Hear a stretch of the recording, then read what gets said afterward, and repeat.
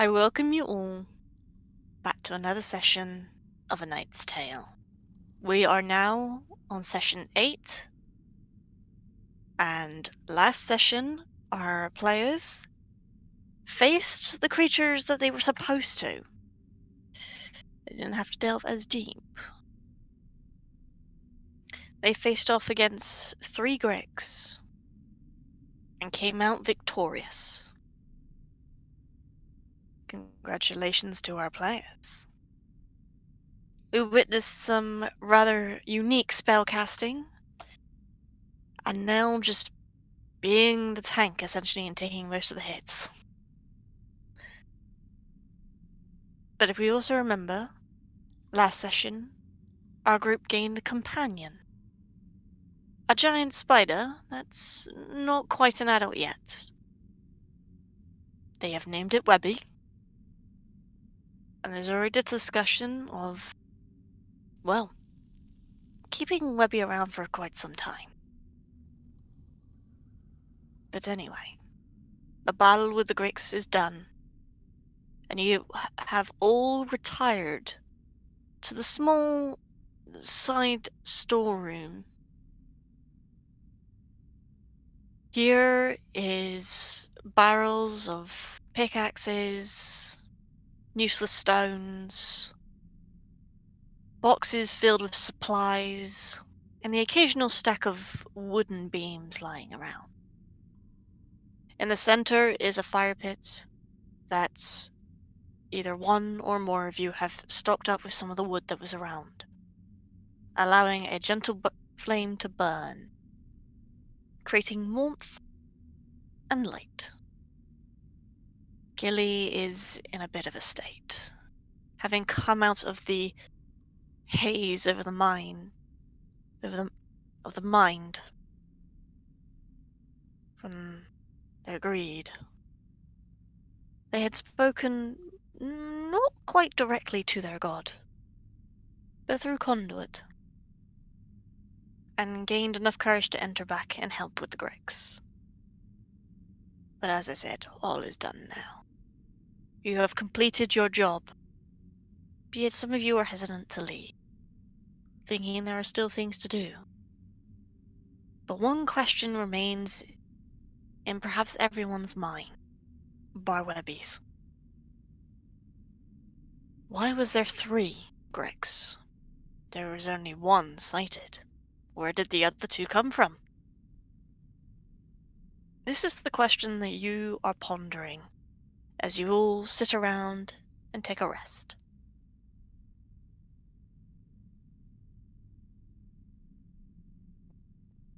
Would any of you care to say anything?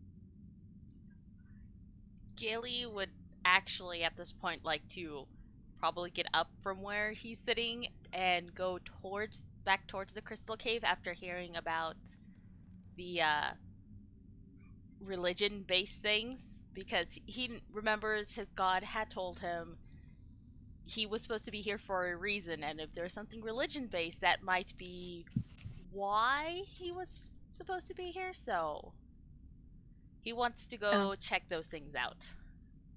He's very hesitant the closer he gets to the crystals, but he will proceed. Okay. So...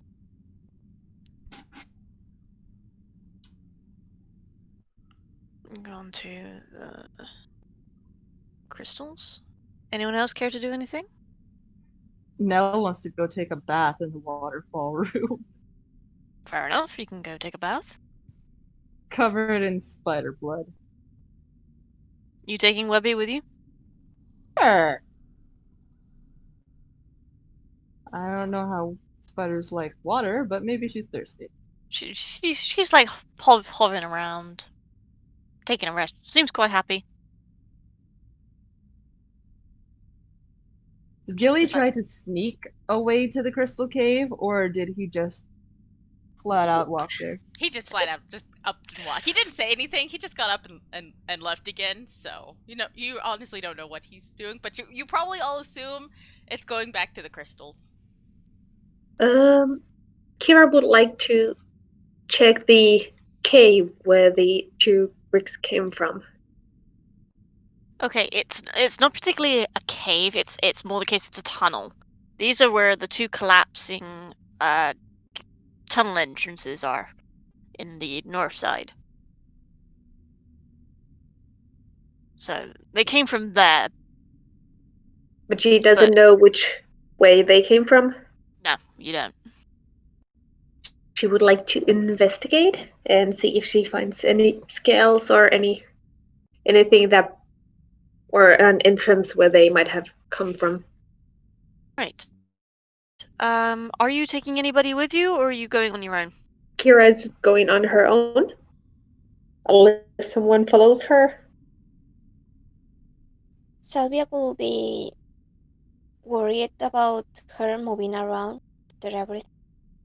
So she could stand up and look at Alyn a bit in question before offering to go with Kiira. I guess she's following the group. So we got our 3 half-elves,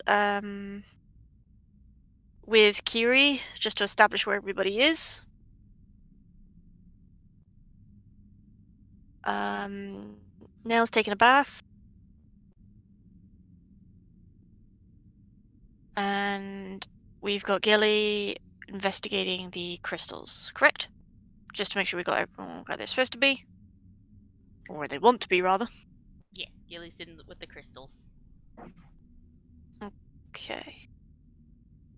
Alright, we'll go from the top then. We'll do Gillie first. So Gillie, you have entered back into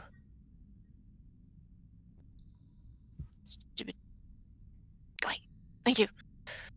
Back into the crystal cave. The haze that was over your mind is now gone, and you can hear everything in this cave.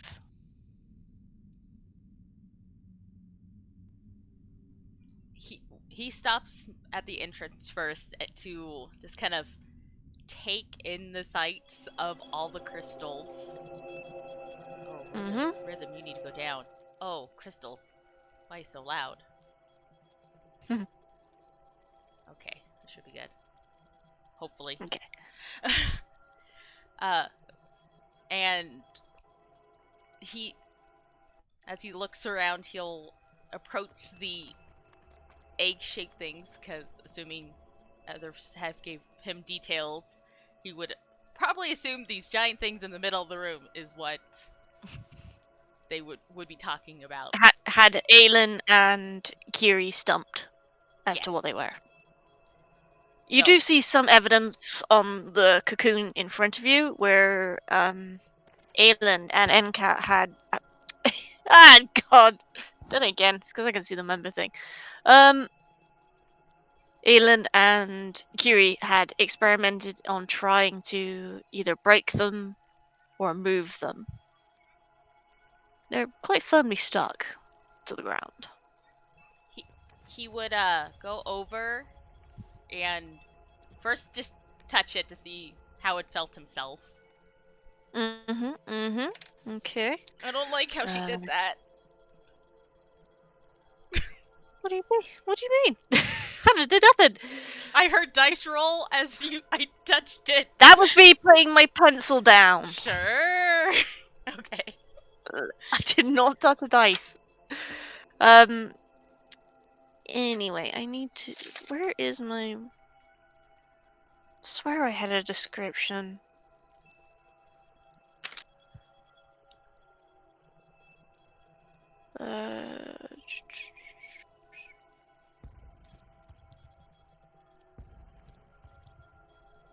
Apparently I didn't. Alright then. Touching the surface of this egg-shaped object that is glowing a faint purple blue sort of color. The surface is cold, but smooth. Not anything like the crystals that you had touched that you vaguely remember touching. It's cold. It doesn't radiate any heat. But as you touch it, you can swear you can hear something that's not these crystals that seem to be singing.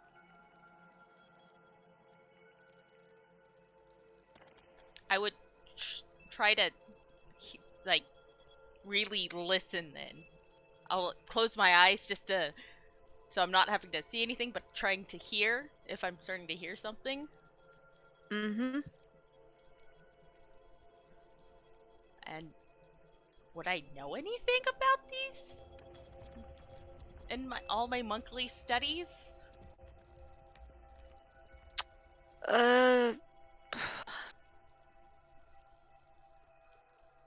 Like anything commonplace knowledge?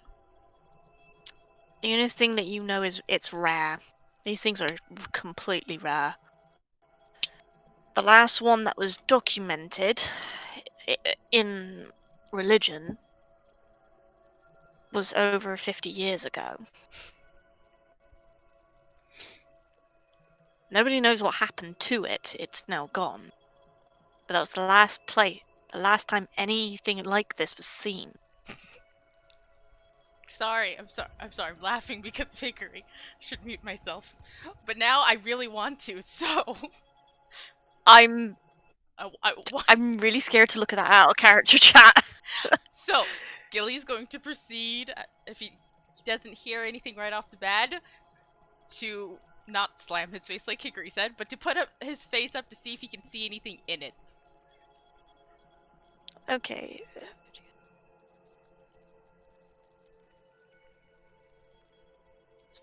Sorry, I'm just writing notes down for myself so I don't forget. Right, so just establishing that you asked first, just like, if you close your eyes, can you hear it? Can you hear it any clearer? Was that the first thing you wanted to do? Yes, to close my eyes to see if I hear anything specific that shouldn't be in a crystal cave, or this crystal cave, or if these egg something things abnormal. If these eggs are radiating any specific sound that Gillie would know. Okay. Closing your eyes, you try your best to clear your mind, to block out the singing of the crystals, to see if you can hear what seems to be lying underneath the singing. It comes a little bit clearer to you, but it's so quiet. You're pretty sure it's a whisper? Something saying something? But it is so quiet that you can't hear it at all. Not what it is, anyway. You pretty much flatten your body against this thing to try and press your ear as close as you can get it to hear what you're pretty sure is a whisper. But it's like for a moment the whispering seems to stop. Like it senses somebody's listening. And then all you hear is a one word that seems to ring clearly through your ears. And it's a name. The name is Phantom. Flips tables. And after that, you don't hear anything else. The whispering is gone. I intently look inside that bitch and is like, hello?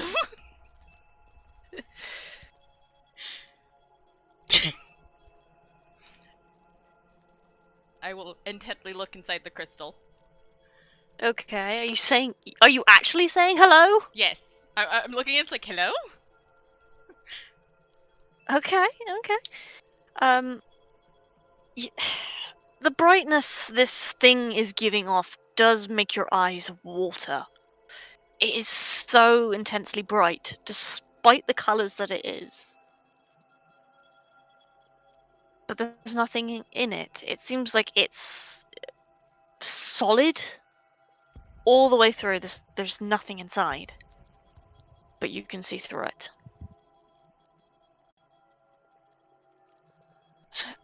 It's just like something in the back of your mind is telling you that you need to do something, but you don't know what. Just this driving urge. I push push away from the crystal and look around the room because I now apparently have this drive and need. Will I? Not will I. Is there any specific direction this pull is pulling me, or is it just there's something I need to do, my people need me type of feel? It's something is telling you that you need to do something with this cocoon thing, but it's not giving you a big enough hint of what you should be doing. You just know it's just like whatever you're supposed to do, you're supposed to do it to this thing. I put both my hands on it, close my eyes, and I start praying because that's what monks do. They pray. So he's gonna put his hands on this crystal and he's going to start praying to Serenity because that is his god. And he's like, I know I fucked up, but I need some help. There's something with this crystal. And he's just like starts praying. I don't know what. Probably something like Serenity, my god, almighty power that is of positive and love. I need your assistance and guidance, please, and thank you. I fucked up, but there's something here, and I do not know. His mind's jumbled. You don't get a verbal response, but rather you feel like something is guiding you. It's guiding your hand across the surface of this cocoon thing to where a crystal is just beginning to grow somewhat underneath it. It just guides your hand to touch the crystal. And in that instant, you freeze. It seems that a connection has been made between the crystal and this cocoon-like thing. You are frozen. Your eyes open yet unseeing. You hear nothing. You don't hear the songs. While your mind and soul seem to be transported elsewhere. And we'll get back to that. Knell. Yeah, not a whole lot to do here. Knell wanted to come down here and wash off all the blood. Maybe wash some blood off of Webby. Chit chat with Webby a little bit while she's there. I don't remember if I picked up my capelet thing last time, so if Your I what can, thing? I will. My capelet. She's got like a little half cape thing. She took it off in order to try to don't remember. restrain Gillie with it. I can't remember if she took it off or not. Yeah, she took it off in Fair order to to try to say, restrain Gillie, and he got away, I and probably then he was running into a would cave, say so rather than take the time to put it back on, she dropped it and pulled out her sword. yeah, I would say probably you picked it up at some point on your traverse. Okay. Well, at the moment, she's going to be taking it back off because she has to get clean. So yeah. she's going to scrub down, not actually wade into the water, but she'll get clean, probably Yeah. wash her clothes, let them dry a little bit before she puts those back on. It would probably take about half an hour, I would assume, unless you think it would take longer. Your clothes probably after like washing them for a bit, and even if you let them dry for a bit, even near the torches, they'd probably still be pretty damp. Yeah, I don't want them to dry entirely. I would probably have to set them out in the sun for that, and it'd have to be for a while. Yeah. She knows well enough it's not going to be drying really fast in the cave, and she can't be Yeah. naked forever. So No. she's Um. main focus is on the stuff that has blood on it. Okay, Like so her is she like leather knelt? tunic and her Is she knelt on the edge to the shallows of this waterfall? probably just barely in the water, like kneeling on her knees in the shallows. Like Okay. better there. Okay. All right, that's fine. I just wanted to make sure I got the location where you're washing essentially is right. She doesn't like water very much, so she'll use as little of it as possible. But Fine. while she's in here, I figure she should probably take a glance around and see if there's anything interesting in there. And I know Webby can't understand her, so asking Webby questions wouldn't do me any good. But it fills the silence. Yes. Because that's all you're getting in this room. It's silent. Aside from the running water. Besides the running water of the waterfall, as well as your splashing and like the clicking of Webby's mandibles. There definitely doesn't seem to be a lot in this part of the mine. There's definitely evidence that the miners have been in this section. Essentially, there's what seems to be like stone scars on the walls where the pickaxes have been striking stone. In the occasional like loose rock here and there,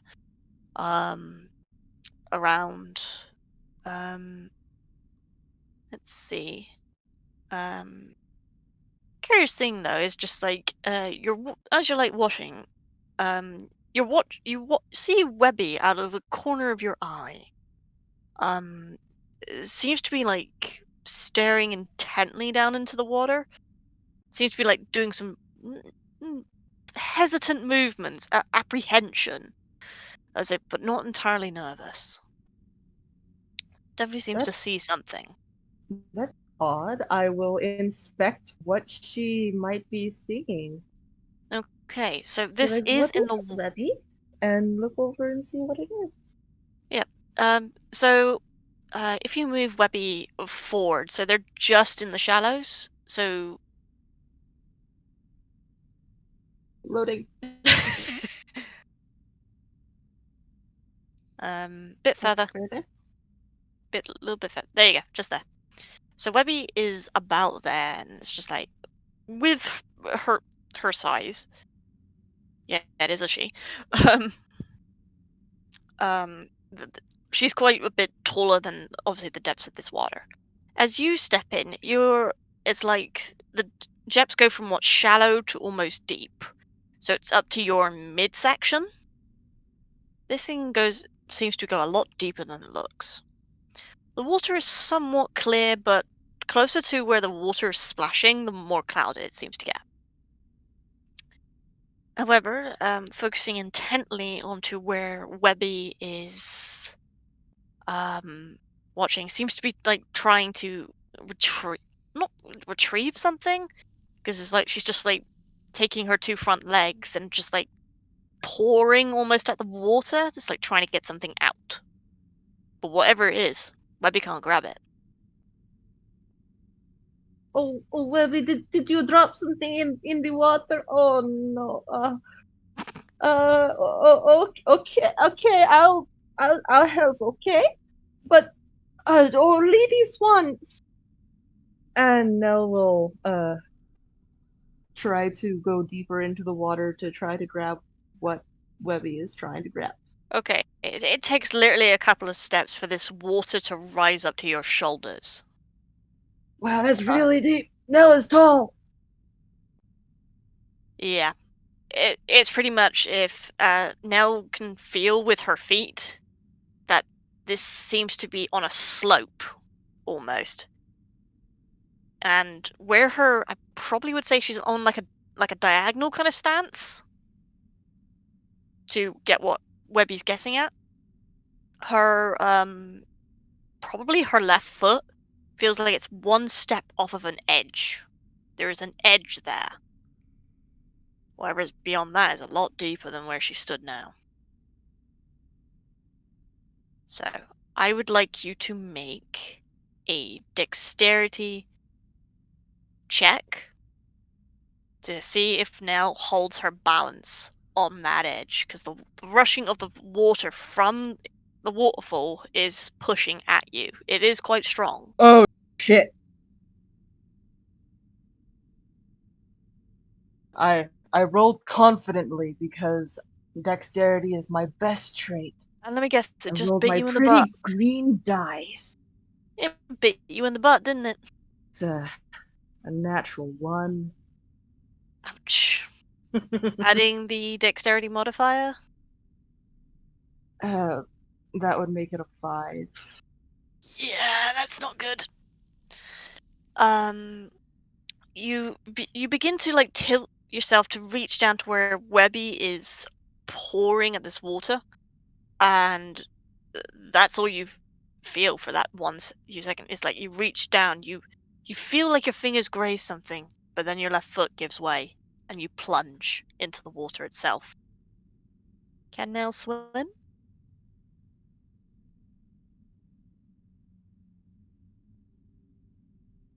Float! Barely! Yeah. The strength of this water is strong. It's because it's coming down. The undercurrent is a lot stronger than the surface. So, Oh, shit. Nell is not pushed into the water. She's like right in that middle bit. So bring her out slightly. There you go. So yeah. I would like you to roll a athletics check to get yourself Dice above this time. water. Somebody give me a number between 1 and 9.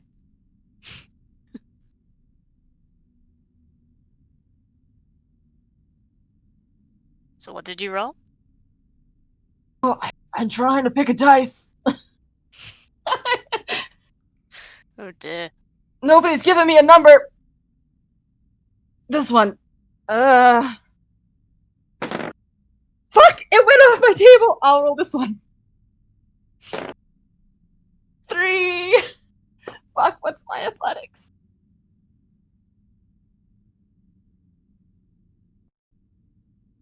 Not high. Athletics is a +1 and I'm proficient.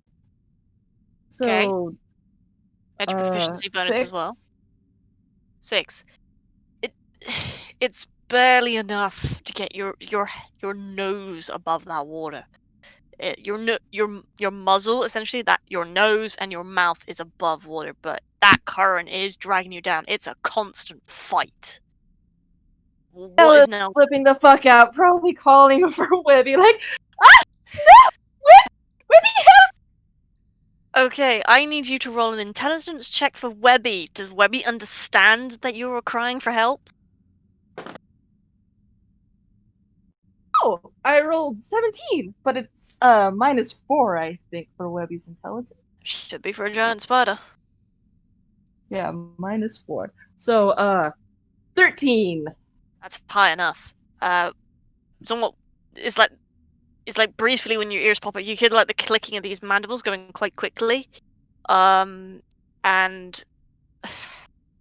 next thing you know, it's like when you get that one moment above the water, like your arm reaches up, you feel something encase it. And then Webby is pulling herself back, and she's dragging you back into the shallows. so your head is now above water again. But you are soaking wet, and not in a happy mind frame. That scared you. That really did scare you.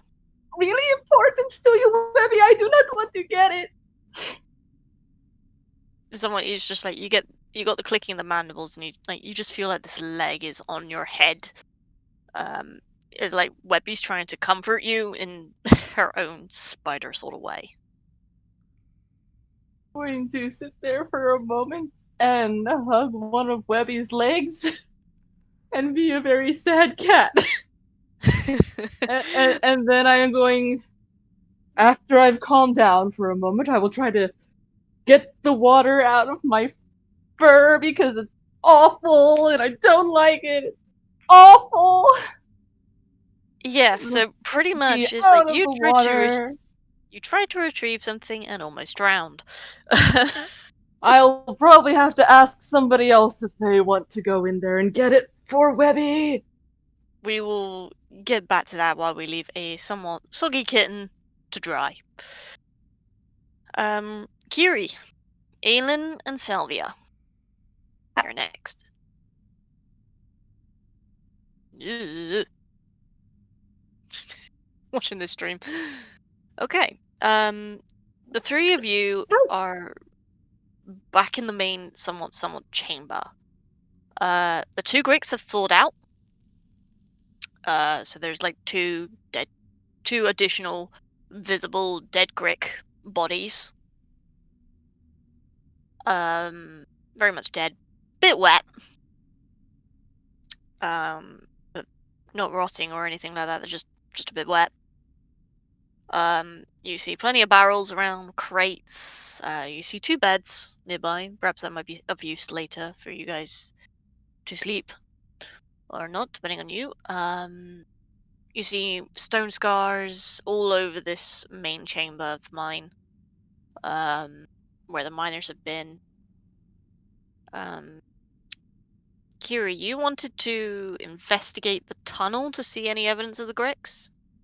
Yeah, when there's the tunnel goes into two, she wants to investigate, like, to see if she can notice which way they came from. Okay. Salvya and Alyn, are you following Curie with this? Yes, I guess we follow here, so I don't know. I guess I will ask what exactly she's looking for or what she wants to do with, because it may be dangerous to go inside the cave again, or like deeper, I mean.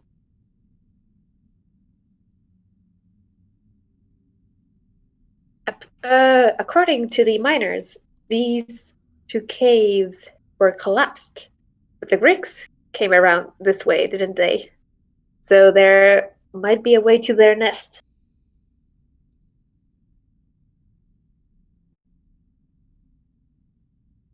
Do I throw investigation?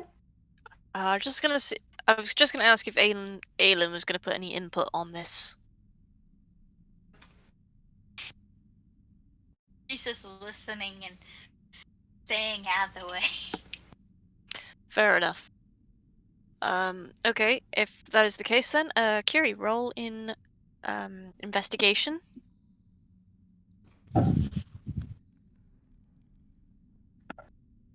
Okay. Day 20, unnatural. You're rolling really high. What? It just seems like all your rolls at the moment seem to be really high, but that's fine. I can hear that you're rolling, so... Yeah, I have now a metallic thing where I rolled my dice, because normally on the sofa they just go into gaps and under my butt. Can't imagine that's comfy. I lost my D6 once. That's why. I can imagine. So it's an unnatural 20. Yes. Okay. Can I just ask what your investigation is? My investigation. Yeah, your skill. The modifier for it is +4. You got Or high intelligence then, don't you? I believe. yeah, I do. Yeah. It's Okay. my second highest, and it's also for my spells and such. Good. Dexterity and intelligence are high. Yeah, because they would have dexterity would have to be high to be a rogue, and then obviously where you've gone into arcane. That's fine. Yeah, no, just double checking. I was like, hang on a sec. No doubting, but wanted to check. Anyway, unnatural 20. You. It's like the Greeks came from here, but you know from your early exploration of this mine that the two tunnels lead to two collapsed tunnel entrances. So essentially, as far as you're aware, the Greeks shouldn't even been able to come from this area. They made a hole. They must have made a hole. That's the logic you're thinking.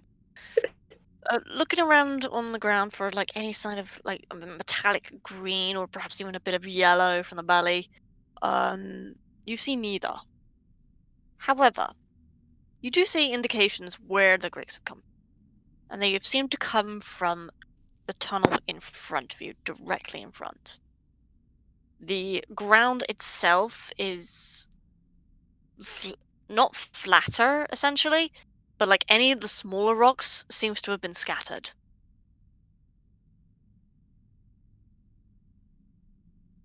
I'll continue more north Are you calling and try. back to the other two? Because yeah, you have company with you. They can follow if they want.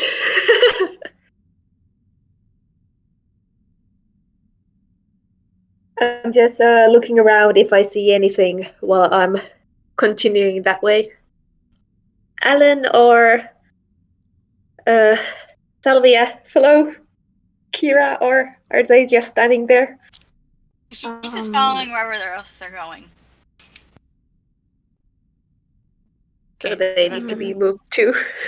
yeah. From sounds of it, Salvia, Alan's following. Salvia is kinda looking reluctant because after fighting with so many creatures, she's kinda not happy about the fact they are looking for a nest of them. And she looks like she's happy to be there, and she wants to go back because you can see she's looking back from time to time. But at the same time, she feels bad leaving because if they are indeed attacked or find another monster, she doesn't want to just leave them alone. So sounds like a But choice dice. she's really hesitating. Mm.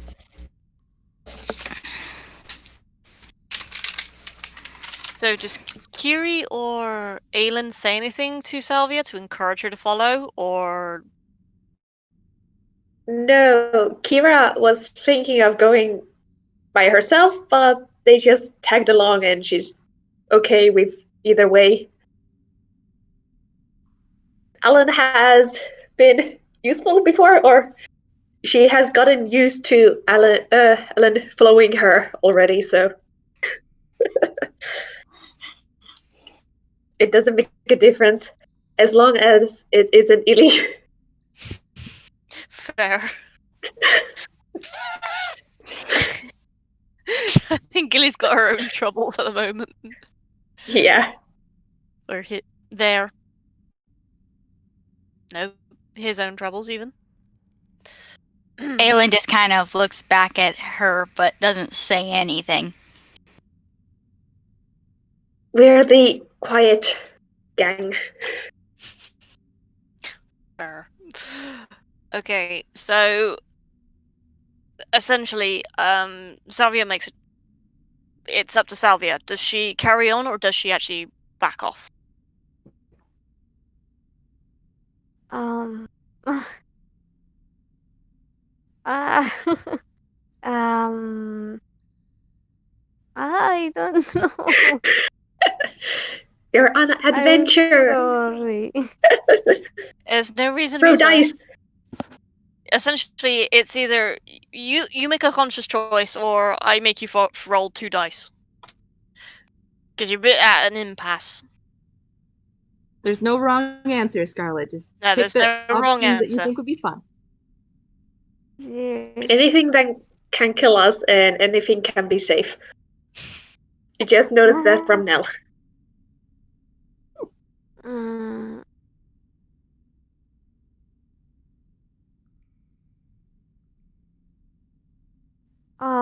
I think despite wanting to be there, she is getting more and more nervous because I don't think she's really used to be on a cave or a so close space like that. Mm-hmm. And if I think about where she has lived until now, she wouldn't be comfortable with this. So, You're gonna back off? yes, she will. She will say, um, "Sorry, but um, I'm sorry.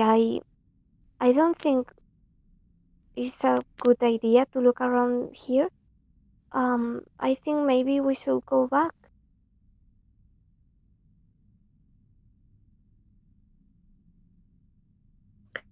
Kiira The other two here? turns around and uh, tells Salvya, if you want to, you can go and see what the other two are doing. If you don't want to, you don't need to follow us into this tunnel if you don't want to. I was waiting in case May said something, but Alyn's just kind of quiet, as always. She's a tree. I was gonna say the tree you're returns. playing Aten, aren't you?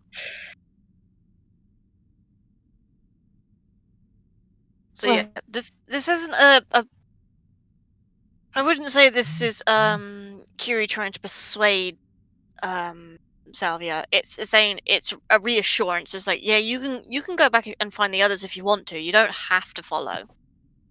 So she's given the choice essentially. Go find the others or follow, or just leave the mine completely. It's up to Salvia what she wants to do. yes, she's kinda more inclined to the idea of going for the others because she has this feeling of responsibility, like she doesn't want to leave them alone, but at least she knows uh, Kiira and Alyn are together, so it's kinda safer. And she hopes they can hear if they yell for help, Fair. hopefully. So she will nod and tell them, please try to call for help if you need anything, okay? I'll try to go back with Knell and Gillie. Okay, so who is Salvia gonna go find first? Mm, Well, Nell's on the way. They're both yes, of you are in the same direction, so Yeah, yes, so she you will gotta go just, through the waterfall room to get to Gillie, so. yeah, okay. So we'll probably go say that Salvia goes to find the others and come across is probably Knell first with Webby.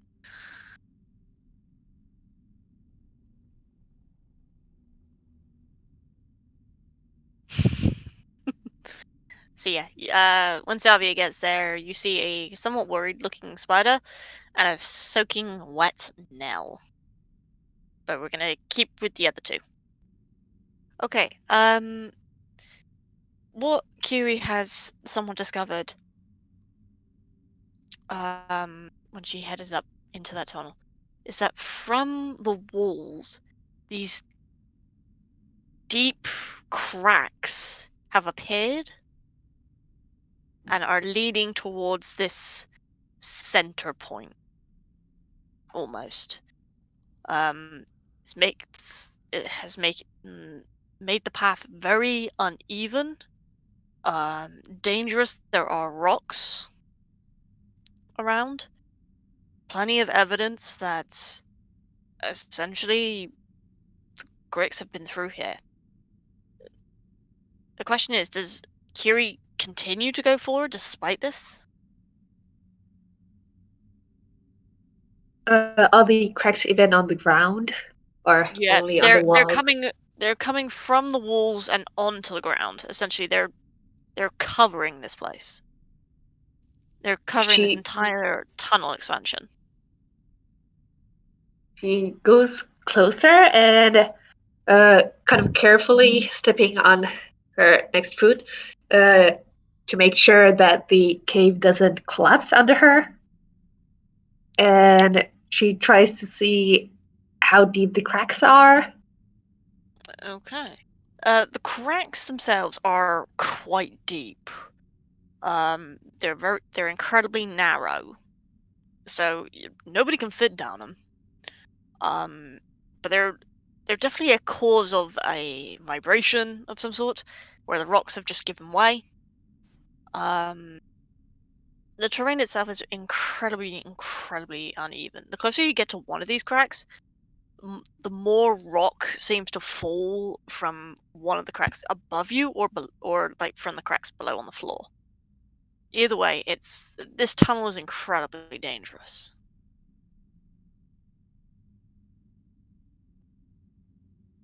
So there's the risk of it collapsing. Do I see past what's forward all these cracks? Okay. No. You do see beyond the cracks where you know that the tunnel where the tunnel collapse should be. Yep. The thing is that the rocks that were there seem to have been shoved out the way now. They've been parted almost in the center, like either moved away by a force that was behind it, or like they just fell when these cracks happen. The bricks probably went through the rocks. Fair to say this is where they've come from. But the thing is like you can get to it, but you're essentially risking your life if you do, because any movement essentially disturbs the cracks on the ground, and there's a risk of those things getting bigger.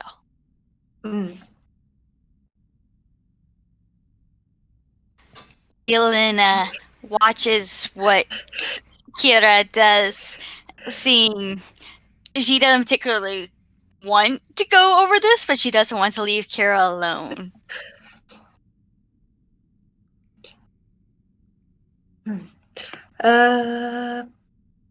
There is a risk that it will collapse, but she is curious what is on the other side.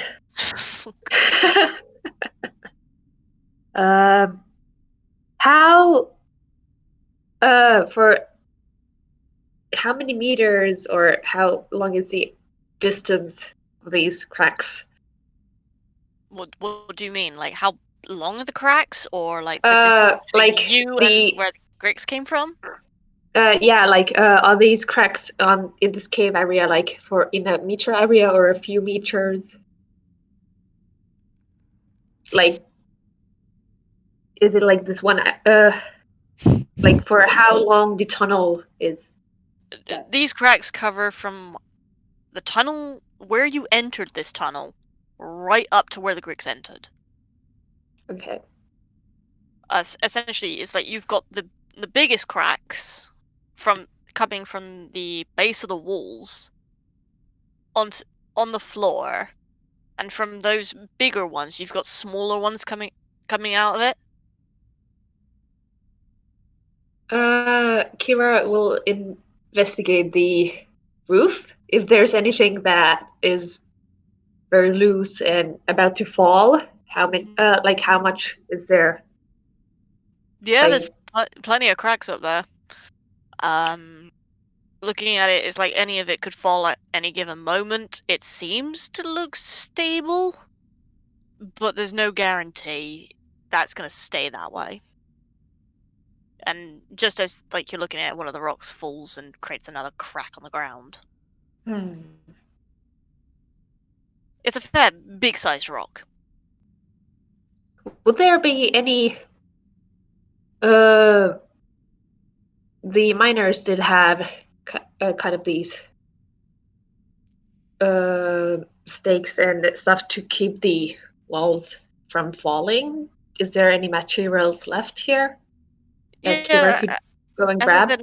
said in the storerooms, there's lumber, beams, lumber in the storeroom itself that's still there. You could use those. Yeah. But essentially, it would take you a while to stable that whole tunnel. Yeah.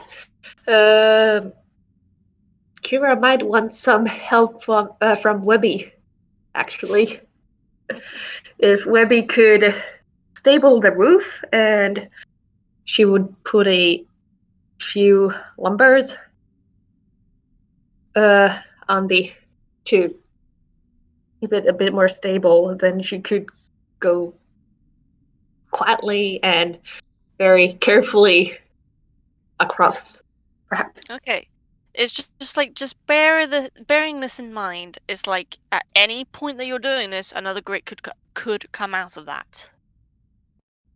So you're essentially leaving a wide open tunnel to the rest of you. Because if you stabilize it, that anything, and I mean just about anything I could throw at you guys will come out of there. But even if it did come through, even if it was closed off, the grid could come through. It would just make a bit more noise if it tried to come through rocks. Well, essentially, even you could have Webby stabilize it with the web, but bearing in mind the strength of that web is not great. So essentially, a rock is heavier than any of those the webs that Webby can produce. So, and if you disturb anything on that tunnel, essentially, you're risking a tunnel collapse. I'm trying to embellish how. Trying to make it very dangerous. Yes, I'm trying to get it across. It's like, you go in there, you will die. And there's no way around. No, there's no way around either. Hiring a few miners who would go make another tunnel from the other tunnel to go there. Essentially, you'd be waiting for months. Yeah. These Gricks weren't exactly strategic thinkers when it comes to geography terrain.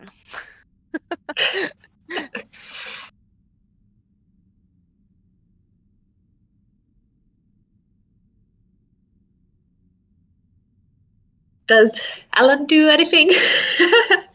She just sees Kiira pondering at the edge of all the crack. She's just thinking, I am so not going over this. If I will watch and make sure she try and help if something happens to Kiira, but I'm not going over this willingly. Yeah. Kiira is rather light on her feet, but if she gets a bad roll or anything else happens, then she's trapped there. Pretty much, yeah. And I don't want that. The only reason Alyn is staying there at this moment is she doesn't want Kiira to go by herself and something happen and her be totally by herself. That's the only reason she's still there.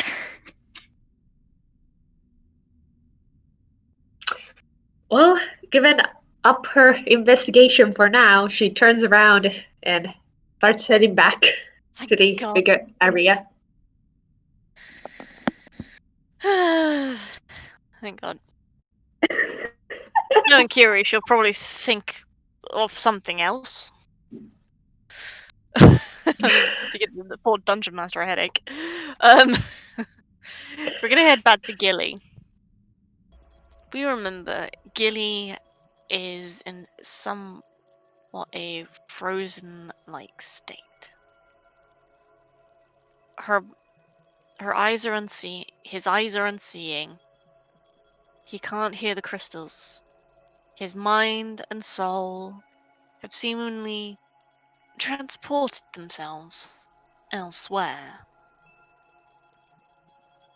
Bear with me. Coming back to Gillie, his first conscious thought is, where am I? His environment has changed from what was a cave filled with crystals to that of a temple garden. In the center is a babbling pond that seems to just bubble up from the center. Entirely around him are trees in bloom, lush and green. The smell of fruit and flowers is around, and even the little buzzing of bees and the sound of children. Everything seems to be almost like a bit of a distance. A vision, perhaps? Or something else. Gillie, what are you gonna do? I look around. Is this a temple? It's you said temple, so it's like not my monastery that I know. Does it Yeah. look Yeah, you're in a temple's garden. okay? So essentially the structure's around you, but you're in the garden. I will look Okay, around. so Do I notice okay. anything? Anything? I'm afraid to move or talk or Oh. breathe, honestly. He's just standing there like, what just happened? I don't know where I am. He looks down at his own hands to see if he's actually him. Yeah, you can see your own hands. He's Yep, like, they're there. he's like, okay, I am still me. That is good. He takes a cautionary step forward to see if he's awake or if he's sleeping or what just happened. I mean, you step forward. You can move. He then proceeds to say, hello? Because it's not sure. You Is don't get an anyone answer. there? You Where am I? You don't get an answer back.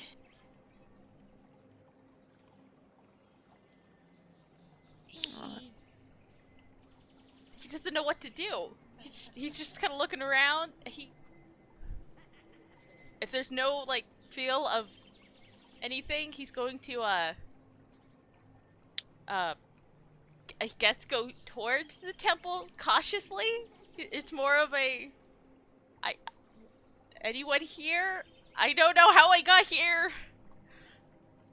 Sure. I come in peace. I'm a monk. He puts his hands up.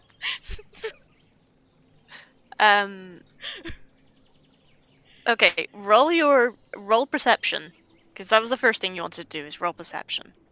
Yes. Oh, natural 20. I can Natural 20. That. Yeah, natural 20. Then perception is +3, so 23. Not bad. Not bad. Good score. Yeah. I'm happily watching these doodles appear.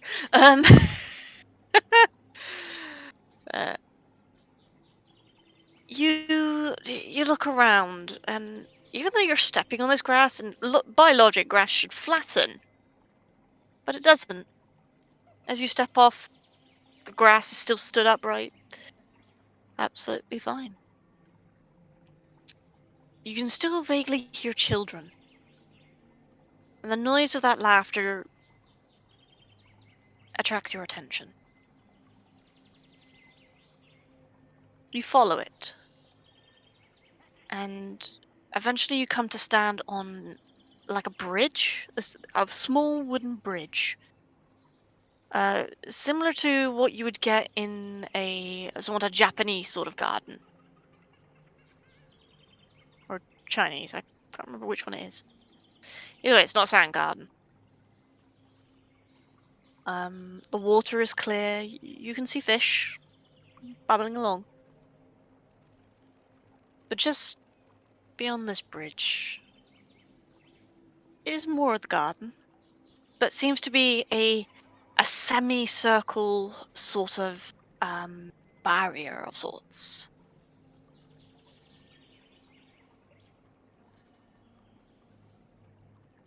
And there are benches around, and on one of these benches are what appears to be two children. But there's one child you recognize.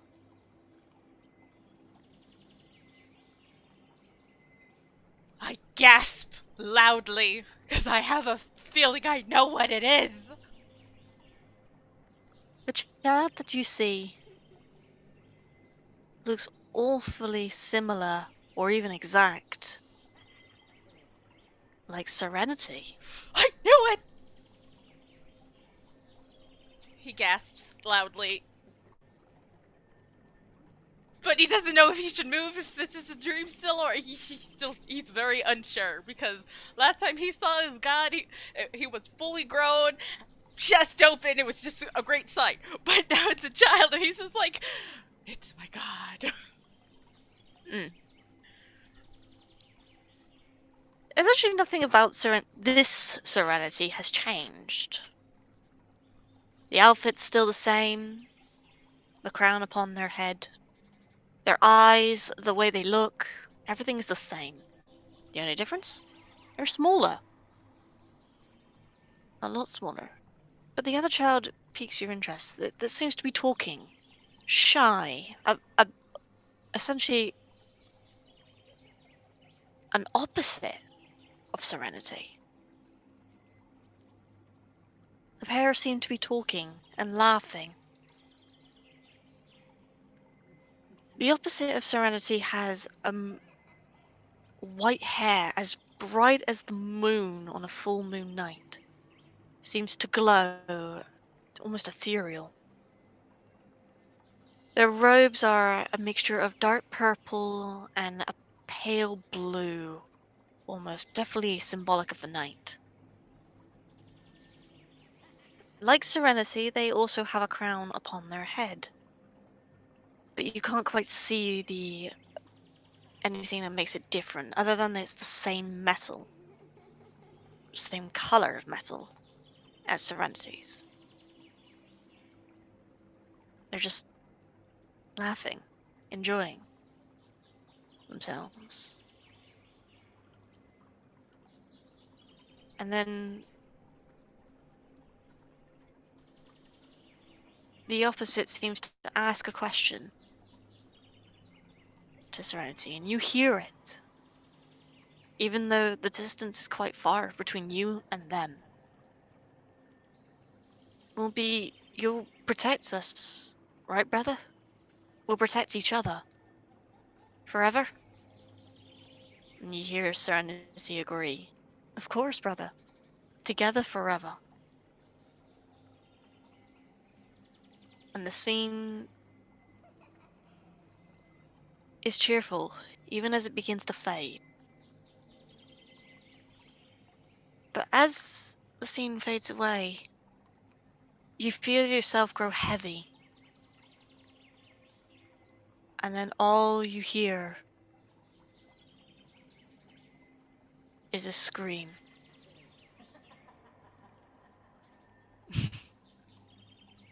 You hear a scream. It doesn't sound like Serenity. But all you hear from Serenity is a scream of brother. And then you blink and you're back in the crystal cave. I gasp loudly as I let go of the crystal and look. He looks around, then looks back down at his hands. The hell just went on? I know I just saw that. I just saw my god. But this brother, what's going on? He's kind of talking to himself. He looks back at the crystal that he was apparently touching. Is it still glowing or anything? No, it's not. Is anything the crystal glowing? itself.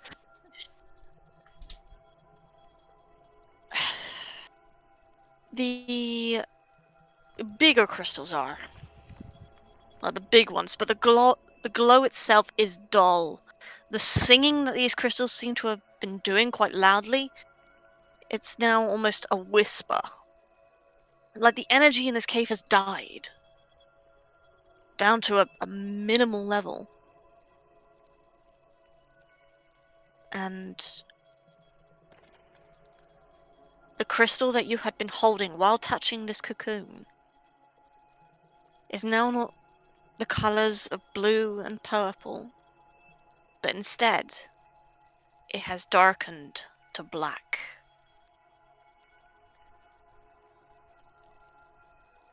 As you are knelt there, or stood, I can't remember if you're standing or not, you hear a crack. And the cocoon that you were touching splits itself in half. He stares intently. Nothing's there. Can I say that now? Can There's nothing he in it. take the crystal that turned black? Yes, you can pick it up. He takes the crystal and holds it and looks at it intently then. He looks around. Permission to take crystal. It is black.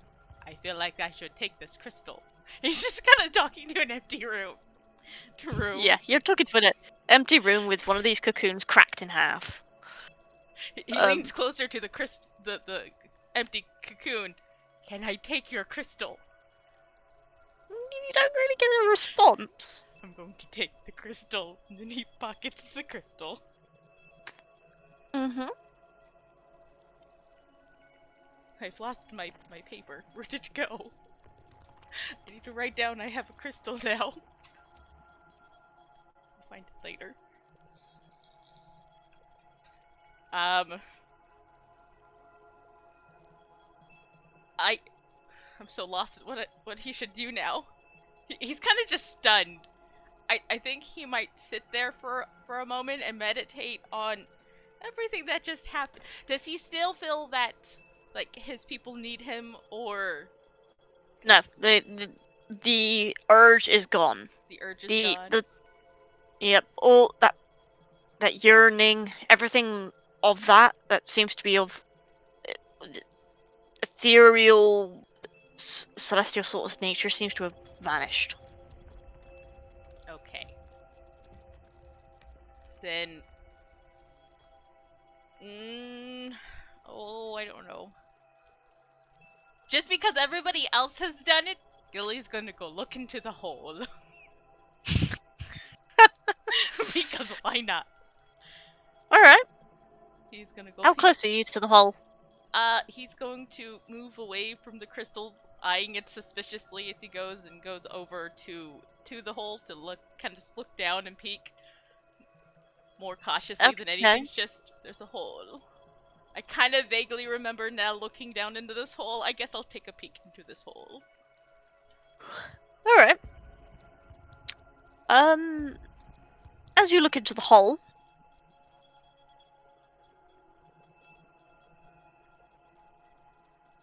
you see yourself staring back. I jump away! Why the hell was I looking at myself? And then he walks again close to see if he can see himself again. Looks down. Yeah, you're still there. It's like you as you peek over the hole, you see yourself peeking over this hole, essentially, and you're staring back at yourself. He looks How you doing? You see yourself saying the words, but you don't hear it.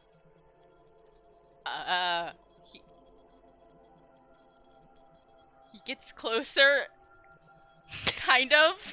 He's just like, he's very wary, but he's like, why am I seeing myself? Would I know what's going on? Would I roll for something to see why he's seeing himself? Sure, you can roll for something. I don't know what I'm rolling for though. I'm afraid. He doesn't recall anyone saying that they saw themselves in this hole. It seems like something that he would remember, but no one said that they've seen himself. Okay, good roll. I got an 18. I don't know what I'm rolling for, but why am I seeing myself?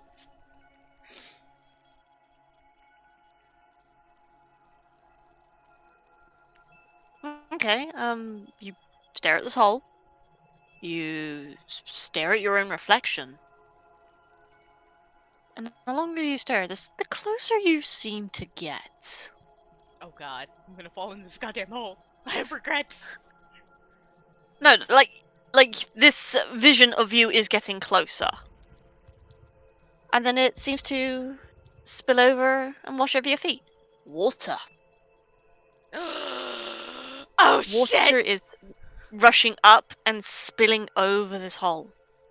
I proceed to book it away because this does not seem like a wise place to be anymore. Yeah. And I book it out of the crystal cave, yelling as I go, "There's water! Get out! The cave's filling up with water!" Okay, and we're gonna hop back to Knell quickly, who's now been joined by Salvya. Yeah. Knell is... Salvya comes across Knell clutching the leg of Webby, dripping wet, and staring at the water as if it just insulted her entire family. Likely only wearing my pants. If that.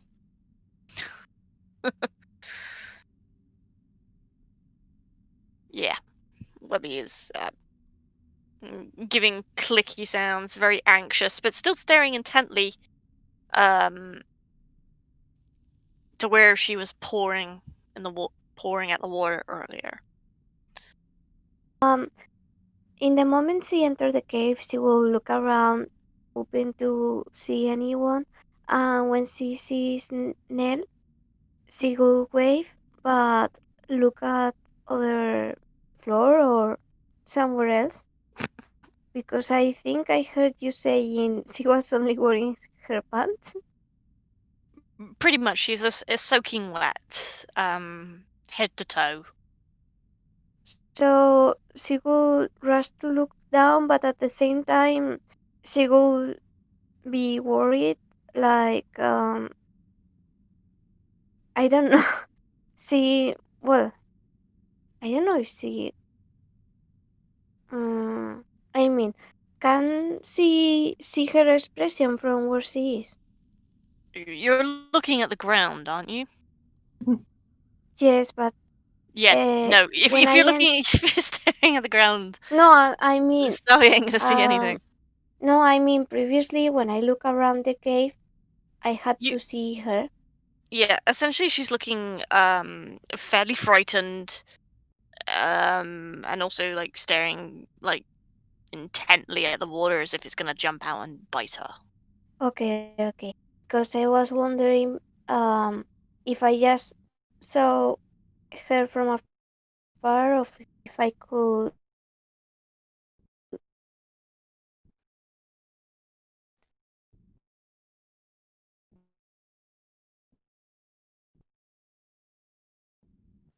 be a.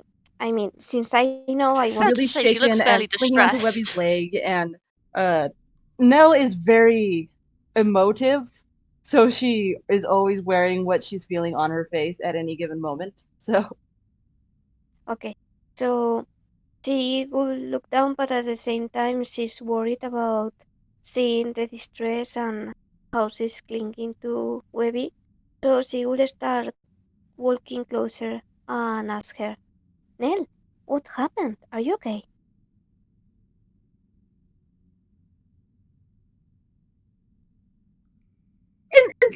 And then the water tried to take me, but it's okay because Webby saved me. I've still got some web on my fingers a little bit. She was trying to get something out of the water. I do not want to go in there, but I think she really wanted what was in there. Do you have any magic-y thingies that can take things out of the water? Maybe.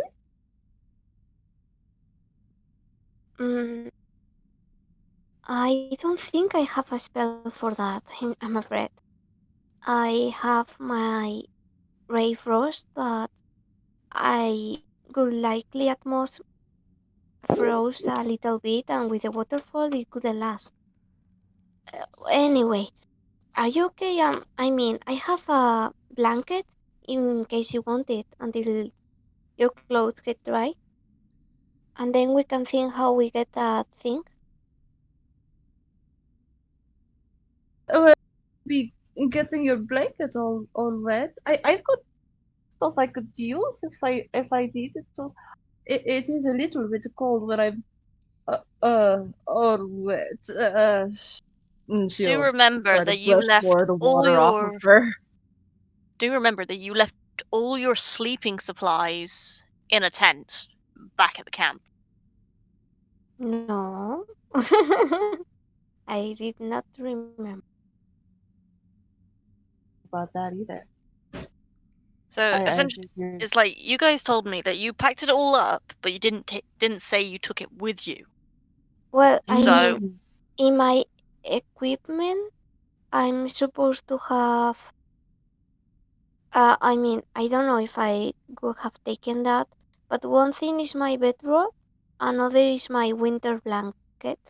So I don't know if I would have taken it with me, to essentially, be honest. if you don't say your bedroll essentially is still where you left it, so that would be in the tent. You didn't mention anything about a winter blanket though, so that's still on you. good to know that we got to be a little more specific. I'll remember that in the future. Okay. Might be an idea if you're like depending on what items you guys carry. Yes. It's like I Didn't keep a certain they list. pack all their bedrolls in the morning? They A did, few, but they didn't say they took it with them. yeah. It's like you packed them up, but you didn't say if you started carrying them again, or did you just pile them up in a corner. I So, think that when I pack up my bedroll, I'm tying it back to my backpack. we'll remember this for So, future. yes. I think. Gotta make sure and be distinct. It's a bit late in the sessions to metagame that, but Yeah. we'll remember for future.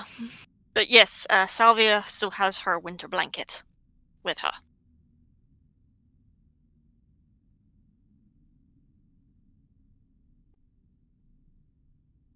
You to offer, Salvia. I might take you up on it, but first, I'd really like to try to find out what that thing is that Webby wants. She seems really intent on it.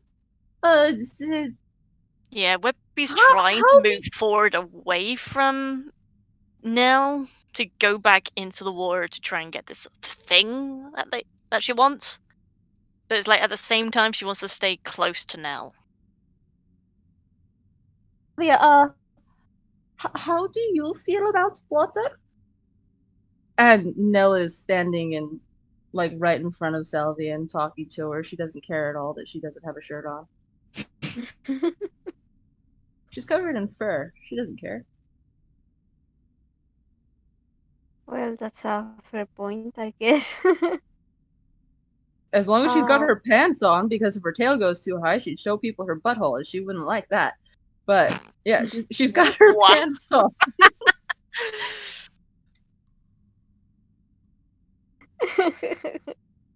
I didn't need that image, but thank you anyway. She's a cat. If a cat lifts its tail, what do you think you see? Everything. Yes, How does Salvia feel about water?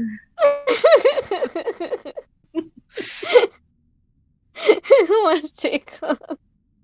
Oh dear. Um, Don't want any Sorry. art of Knell, but I'm gonna point that out now. okay. I think Okay. I'm talking to you. Um, Salvia, I'm pretty sure she will know how to swim. So Sorry, what? She I doesn't know how to think swim?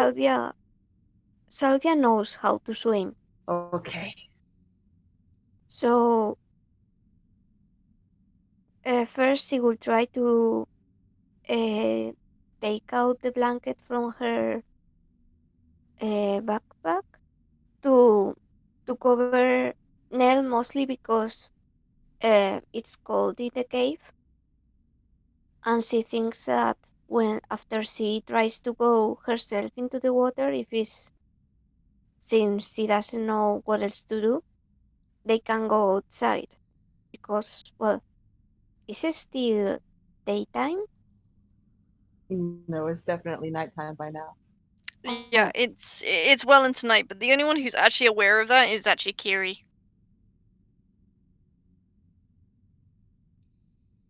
And Gillie. Mm. Well, So no one Aware of else what? is aware what time it is currently. Ah, okay. Time. okay.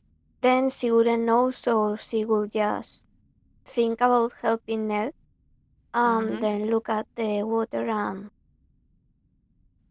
wonder how she could do because really she doesn't see any other option except swimming there. For you, Well, if you will like to go in there and try to get that thing for Webby, maybe we should tie a rope around your waist that I could hold on to.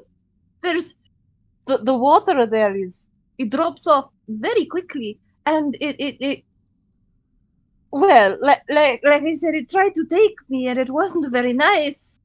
So if it tries to take you, I would like to be able to pull you out. oh, that's actually a very good idea. Um, we can do that. So, well, I think I also have some rope, but yes, I think that will be Okay. the best. Would you like to use your rope? Should I use my rope? Oh, and thank you for the blanket. Is very warm. I'm glad. And well, we can use mine if you want. After all, I Someone's having a giggle fit. That would be me. Hang on.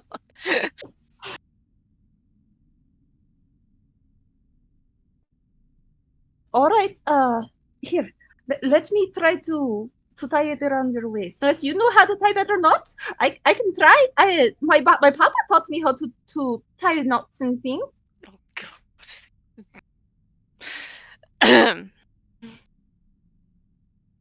Ignore me.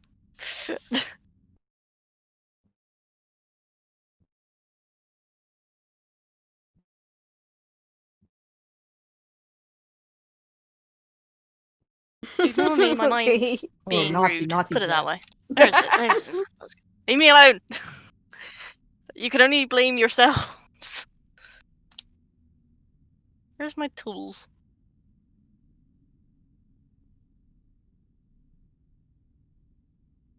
So, will Salvia allow me to tie a rope around her Yes, waist, or yes, would you like to sorry. do it? It's it's a bit strange. Okay. Yes, she will not let her do it.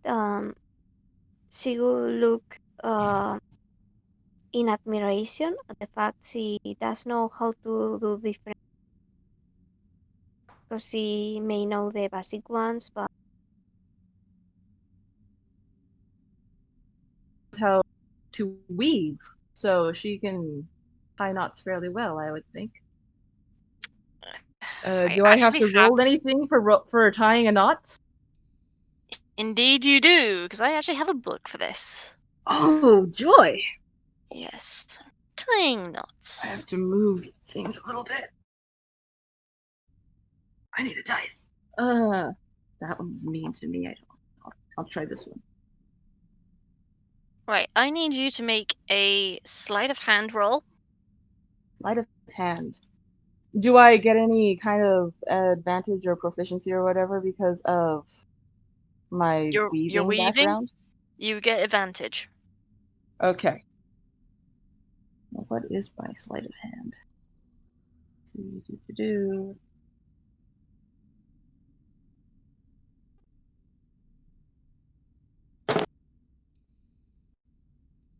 And that one was 5, and this one is also a 5. So 5 plus 4, 9. Okay, you managed to tie a fairly decent knot. It's not your best, but you're gonna blame that on the wet fur. Fingers are probably a little bit numb. Okay then. It's a little bit cold in the room, so yeah, fair to say. Oh, all right. I think that should hold you. I will hold the rope, and you can go. It is right there. That Webby's. You can see Webby trying to get it. Still, she doesn't have any hands, but she's trying. You're trying very good, Webby. But she doesn't have any fingers. Could you? I'll make sure you don't get pulled in, okay? And Knell will hold on to the rope. Mm-hmm. Okay. Salvia will smile at her in thanks and to Webby too, because she's trying her best despite not having opposable thumbs. And she will proceed to carefully go inside the water, stopping a bit since it's quite cold, but making herself go on and try to go towards. You can see as you move a little deeper, you can see what Neil meant by it slopes and it could drop off quite easily. As you do feel it's like there's a bit of a slope underneath you of sorts. But you get to the point where Webby's been pouring and you feel like your foot kicks something. Whatever it is, it doesn't move when you reach down to it. It's like it's still there, but you're fairly certain you kicked it. Okay. I For your Salvia will reassurance, be no, it does not attack you. okay because it will be like, oh my god, No, I felt no, it's something, not but attack. It's it not is in attacking movie, you. so it may be a rock, maybe. Um. Okay, so how exactly looks what Webby is looking? Essentially, you kicked what Webby was after. So you kicked it. So you know where it is. Okay, so it's underwater. Yes, it's underwater. Well, since it's more or less secure, we with their help, she will turn to look at Knell and sign with her hand that is going under the water. So she isn't startled and try to go under the water to see if she can get the thing. Are you just plunging your hand in, or are you actually going underwater? Hmm? Are you reaching down with your hand to underwater, or are you actually whole body underwater? I mean, in this moment she's in the deep area, or You're That's still definitely up higher on Salvia. yeah, it's definitely up higher on Salvia. So this is more towards Salvia's waist. Oh, So you're not in the deep. okay, Deep okay. I end. Water was thought up that to it my was chest deeper. at that spot. Yeah, fair to I say, I thought think that it Nell's was fairly jealous. I'm taller than she is. I don't have notes on your heights. Leave me alone. Ouch. Okay. Well, then she will try to reach with her hand since she's still able to stand. The question is, I would like Salvia to roll a dexterity check to keep her balance. This thing is Okay. sloping, and you've still got the waves of the waterfall, so it is pushing you. Okay. Just one.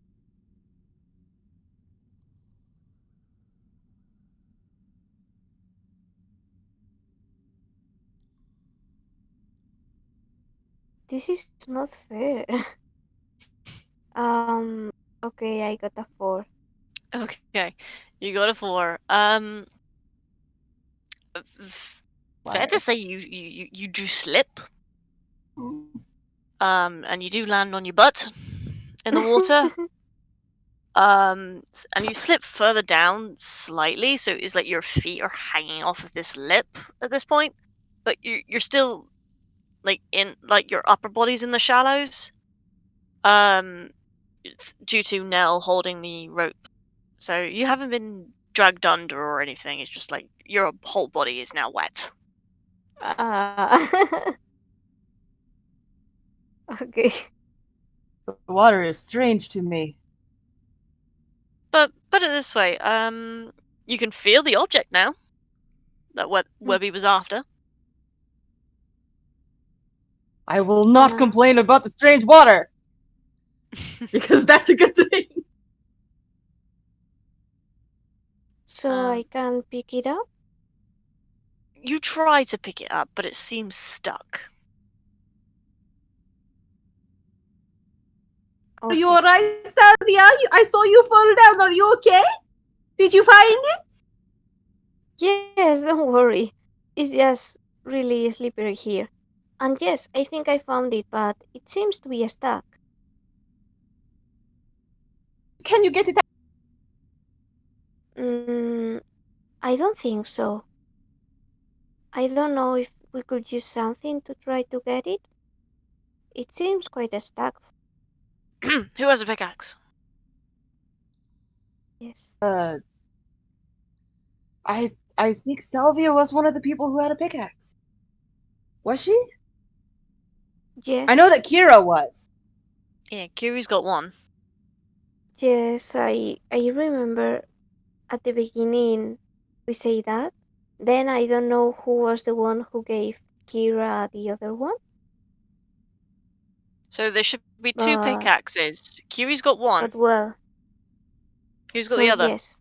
I had a backpack with a pickaxe, and when Kiira said that she wanted to go do the Okay. recon mission, I gave her the pickaxe out of my backpack thingy thing. And I'm pretty sure that Salvia had the other one because it was going to go to Alyn, but Alyn was like, I can't use that, and gave it to the sorcerer instead. Okay. Fair enough, so Then Salvia's got a pickaxe. okay. Then Sigurd realizes actually carrying the pickaxe.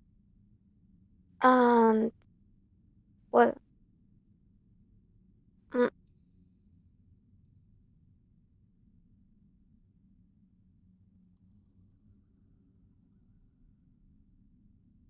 her backpack and the pickaxe and stuff on the shore, or taken it with her into the water? I think she would have left it out of the water to swim, so she could try to get back to get the pickaxe. Okay, Knell will attempt to help. Okay. Don't really need just to holding roll onto it. the rope, making sure she's not going to slip and fall back in. Yeah, no, it's fairly easy for Salvia to get back onto shore again. Knell will be a out. pretty little decoration on the other end of the rope. Yeah.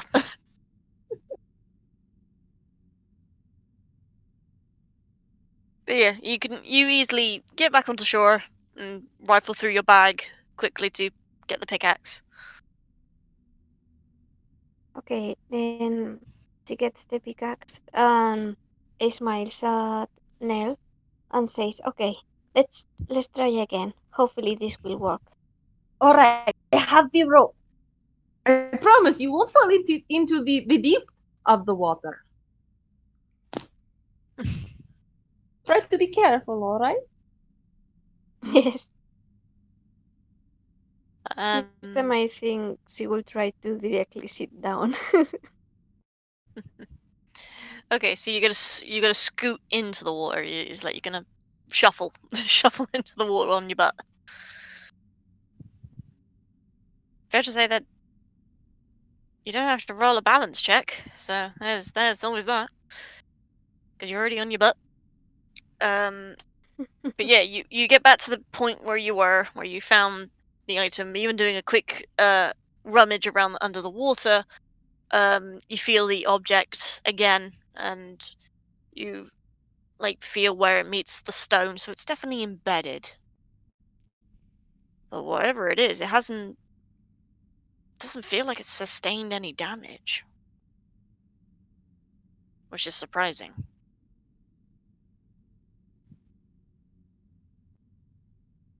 Yes, it will be quite. It will be feel quite really weird.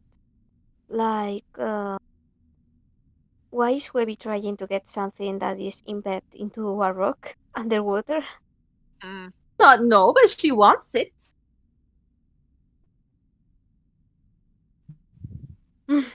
She will shrug like, okay, I don't know. But at this point, she's Become a mostly spider daughter, curious. okay? I don't know how to do this yet. If she wants a pretty thing out of the water, then I should give it to her.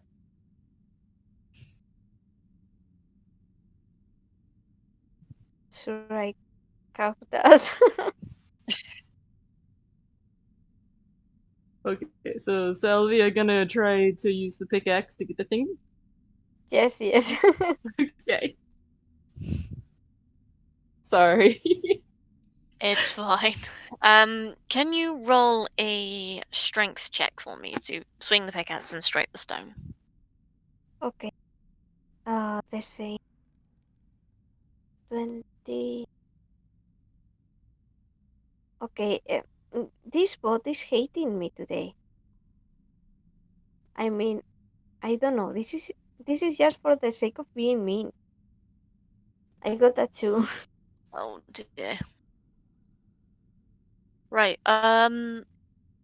You it's like yeah, you're confident to do this. It's like you can lift up the pickaxe and you reach down to strike it under the water, and you just hear like this like scraping sound vaguely from where you've hit the stone, and you've missed. You've missed completely where you wanted to hit.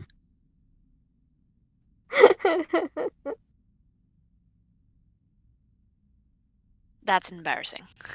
Yes. She will look embarrassed. It's Salvia. My papa always said that you get better with practice. Try again, maybe? Yes, okay. Roll another strike. She will try again. Hoping the dice doesn't hate me. Oh, I'm glad, finally. I got a 19. 19, that's definitely an improvement. Okay, it's just like you adjust your grip a bit more on the pickaxe. Perhaps it's like maybe you just held it a bit wobbly. So you make sure your grip is tight on the wood of the pickaxe. You raise your arm up and you strike down, and you hear it hit the stone with a resounding crack. And you feel like it somewhat give way. It's like because you're holding the pickaxe in one hand and you're holding whatever Webby wants under the water with the other. And you feel like the motion with the hand that's holding the object of where your pickaxe hits, and it's like the object seems to come loose a little bit, but you can't pull it out still. So it takes another couple of strikes. Knell vaguely sees some like little stones coming up, and bobbing on the surface before sinking. But eventually, after maybe 4 more hits, you give a strong tug with your other hand, and the object comes free. So it's now in your hand. It's not heavy, but you're fairly certain it's round. You can't see it under the water, but you're pretty sure you're holding a round object. She will smile and turn to Knell and tell her, I got it. And she will look happy she finally Do it. managed to use the pick.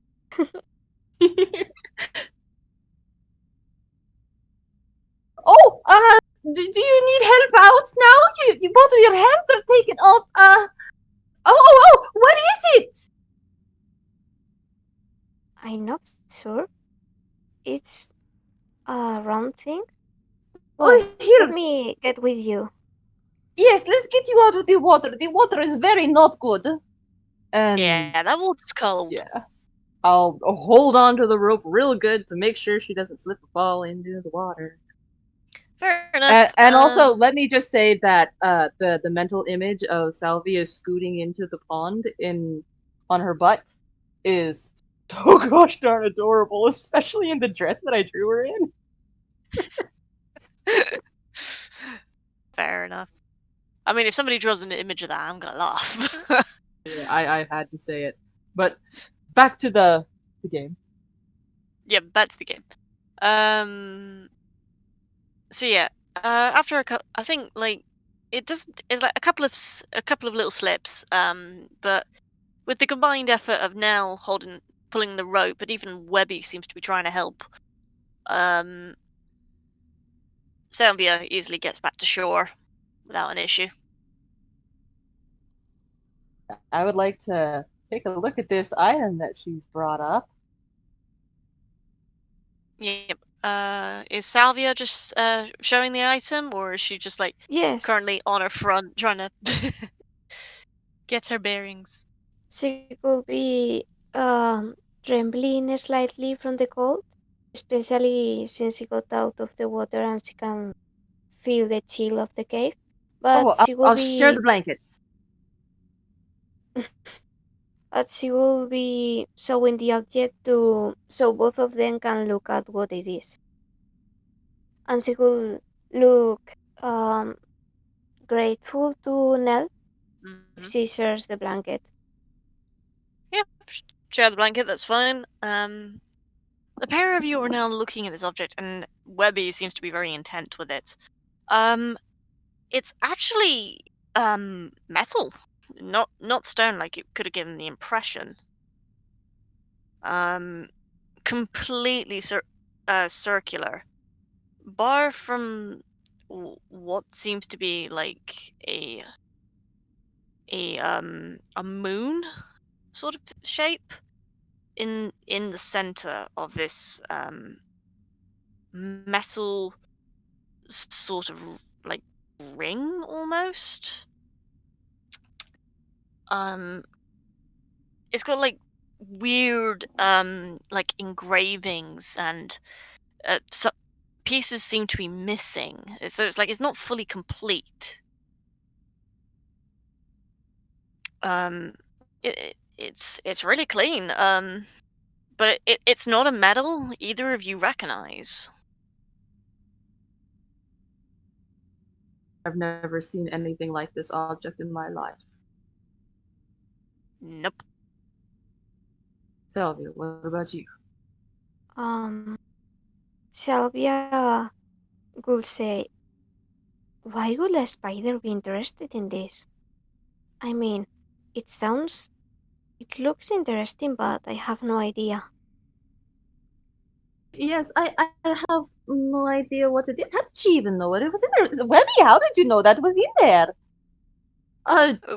Webby's is like just pouring at the like raising a leg and just like touching at the metal. It's just like clicking reminders. Sadly, none of Oh, you understand our tools. Yeah, I know that you were the one that went in and got it, and that's very wonderful, and I appreciate that so much. Would you be willing to have it, Webby have it? I mean, rightfully it would be yours since you got it, but can Webby have it, please? Oh, yes, I mean, I just got it because Webby wanted it, so Yeah, maybe later we can ask Kiri and Alyn. Aelin would be almost there at this point.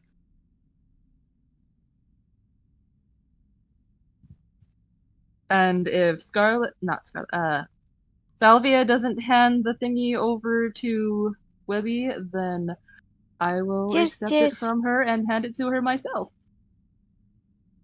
yes, he will offer the Oh object, no, I put the like rocks on in Kiira. between them. Webby has a neat new thing. Does Webby like her neat new thing? You watch Webby as she takes her very much her front leg, and she pushes her like through the middle, so it's like up to the joint, and then seems pretty happy about it. And she like walks around with it, like on her leg, like a very Maybe it's spi- Julie. spider Do you fitting bracelet. do you think that Webby likes to be pretty, Salvia? I think she does. She looks so pretty. Webby, you look so pretty with your new thingy. Yeah, put it this way: this is what Kiri and Aelin stumble into. Is now cooning pretty much over this what appears to be a metal bracelet Webby now has on her leg, and both Knell and Salvia are soaked. And we're cuddling together under a blanket. Yeah. And Nell's clothes are on the ground. Yeah, this is giving the wrong image.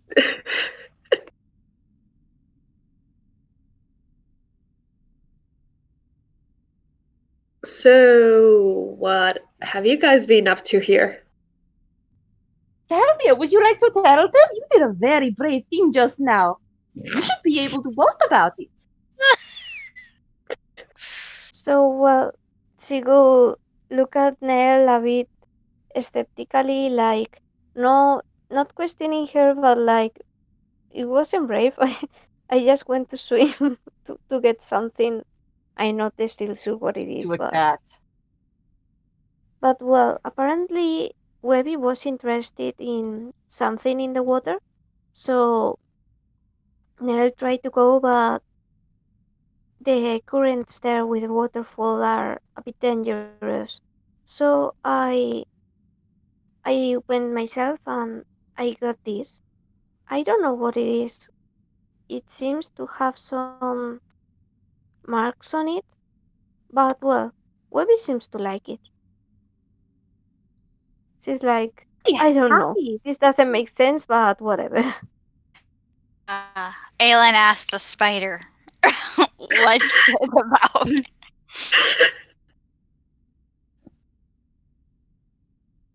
You get the response back pretty much like it's a very basic response.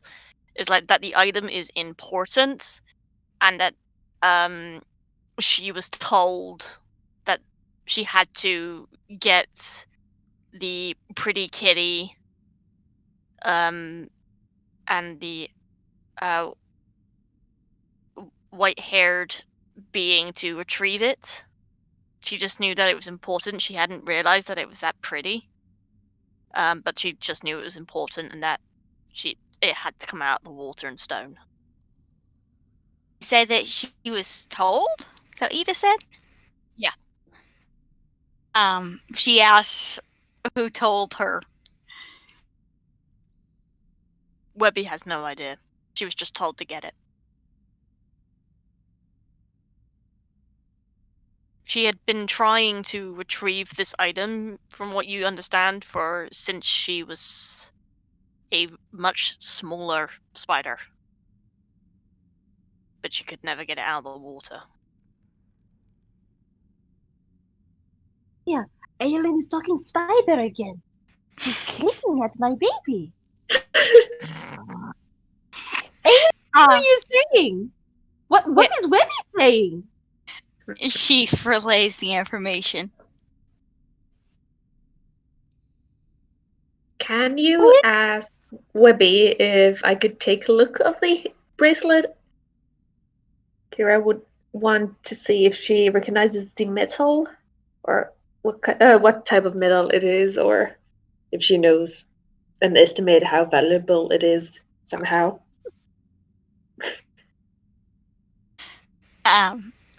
Alyn is now translating stuff back and forth.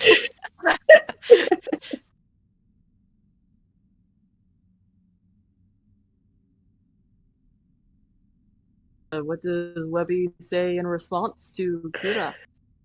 I'm just writing a couple of things down quickly. Also, Knell is very happy that Webby thinks she's pretty, and she is going to duck out from under the blanket and go cuddle up on Webby and give her pets and loves. And tell her she's a very smart spider. Yeah, Webby's more like looks down when it's just like she gets the Webby's getting the impression that Kiri will take it off her. Kiira would only kind of go on her knee and just look at it. Maybe Yeah. turn it a bit around. Yeah, but it's just like that's the impression she's getting because you didn't say that. Because it's like to a spider who understands only very basic things, is like to look at something you need to take it.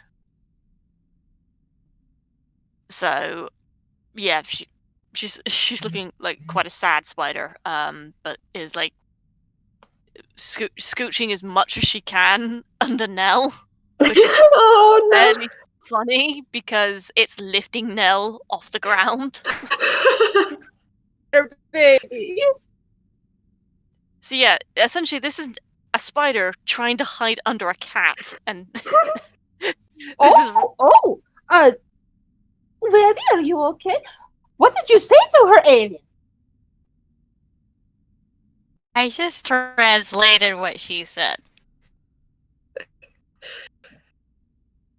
Can you tell Webby that I won't touch it or take it? She does so. Webby seems to perk up a little bit at that, and seems to like bounce a bit, which is bouncing Knell. Because pretty much at this point, Knell is probably on Webby's back. Like the tips of her toes are like on the ground, so it's like Knell's mostly on top of Webby. But yeah, you Correct. get the answer of like, yeah, you can come closer and look at it. Kiira slowly walks closer and kind of lowers down next to the bracelet to have a look at it. Mm-hmm. Okay, I would like you to roll a nature check to SHE, because what you want is to identify the metal. I believe is the first thing. Yeah. Okay.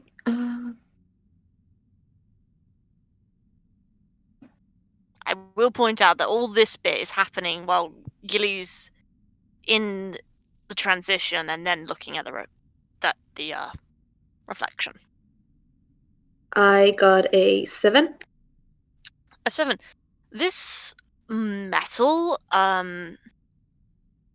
you've seen it before, but only once. But you can't remember where you saw it. It's like you know that it's a hard to come by metal.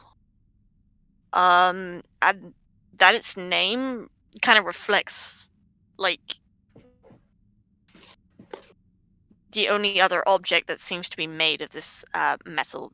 The metal itself is called Historium. And to you, the value is unknown.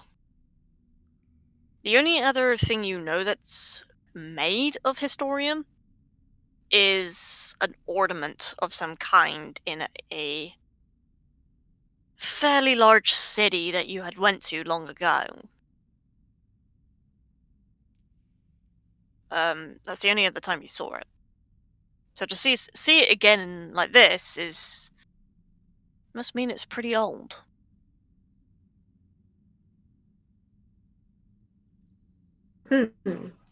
That's odd. And even after it being under the water, it hasn't rusted or anything. No rust, no erosion, no damage even from being embedded into the stone. It's perfectly preserved. That's quite interesting.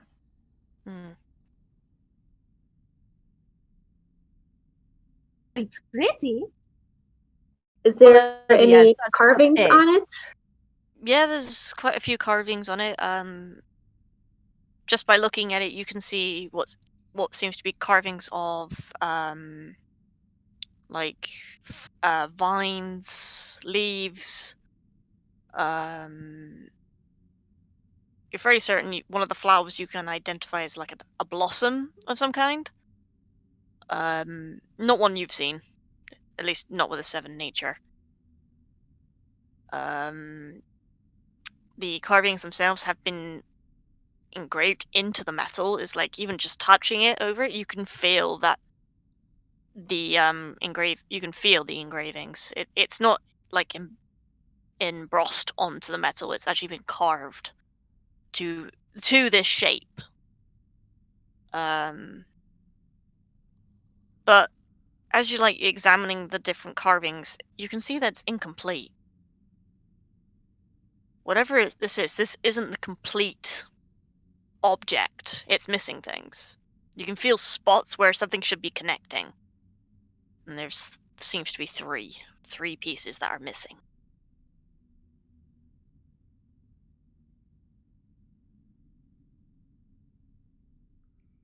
That's one rare bracelet you have there, Webby. So you found this in the water, I guess?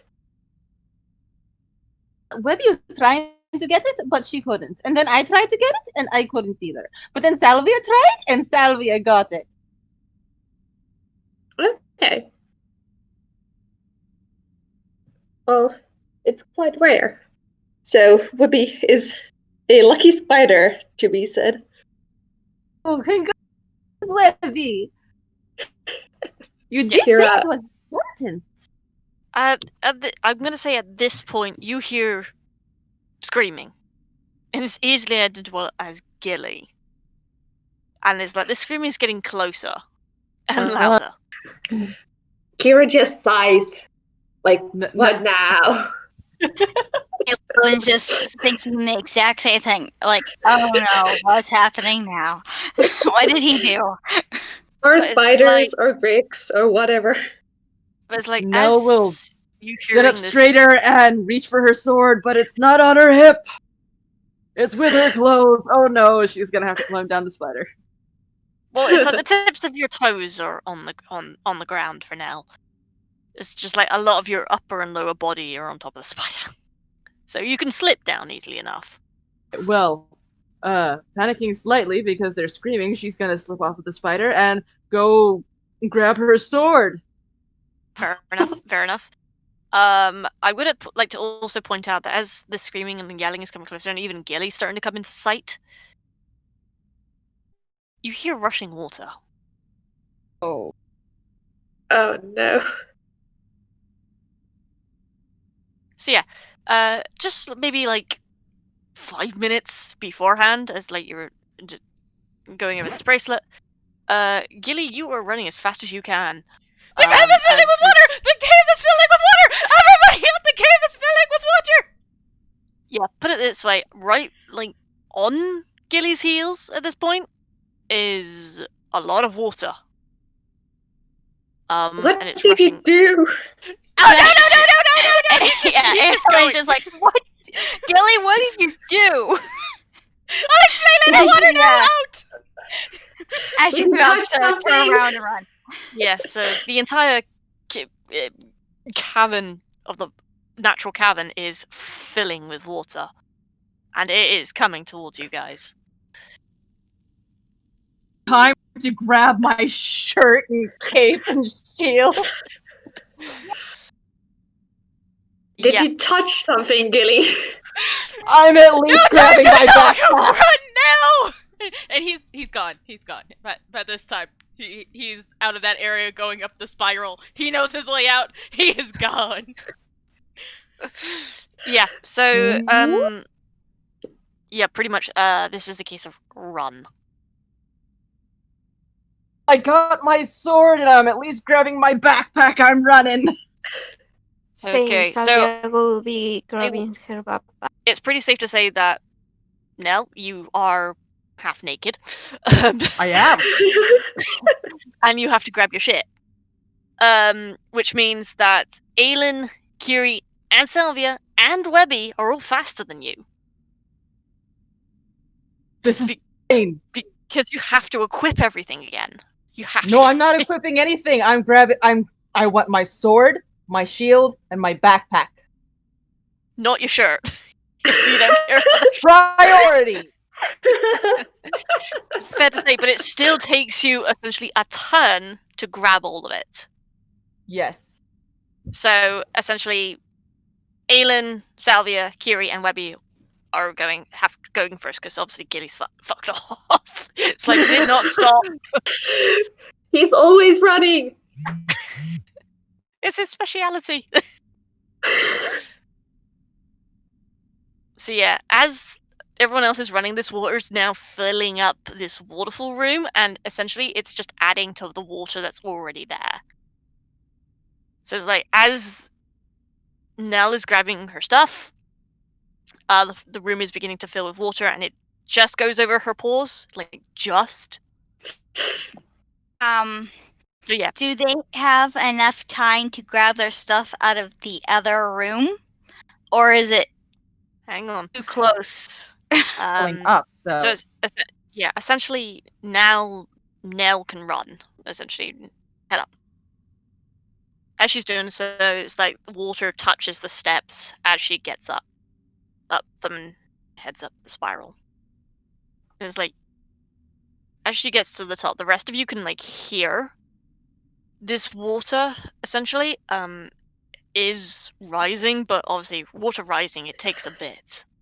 So there seems to be a exit of some sort down there, perhaps by the waterfall, but it's a slow riser. So the higher you're getting up on the spiral, the further away the water is, but it's still rising. So you can just hear it filling with water behind you. Alyn assesses the information and sees if there's enough time to grab her stuff. If not, she heads for the front of the cave. Let's grab the bricks. You guys have got plenty of time. The bricks. We need to grab the body. Have time. You have time, but not a lot of time. I'm standing at the top of my stairs with my backpack and my sword and my shield all clutched in my arms, like, I forgot! Or more, I just didn't have time. I had a really pretty brooch on my cape.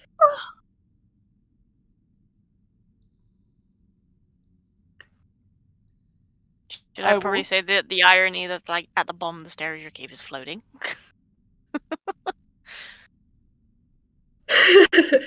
Wait, I do I thought see it? she got it already. Yeah, I'd probably see she probably saw it as you scrambled up the steps. Oh, I'm so happy.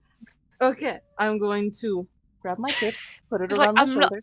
It's like, I'm not then that cruel. And I'm going to shoulder my backpack.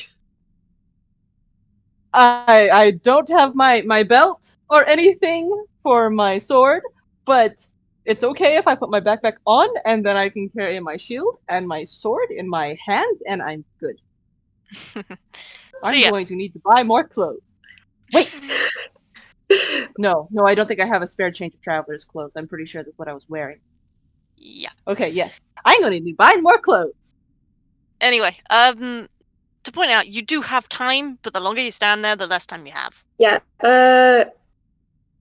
Kiira points out to the Gricks and says that we should probably take those out with us. They were medium-sized, so it will take a while to drag them. It would be easier if 2 people could drag one at the same time. But then there's someone who needs to drag the third one alone. May I point out that you got a spider with you? Yeah. And It could also, all also the help. crystals are in the other cave thingy.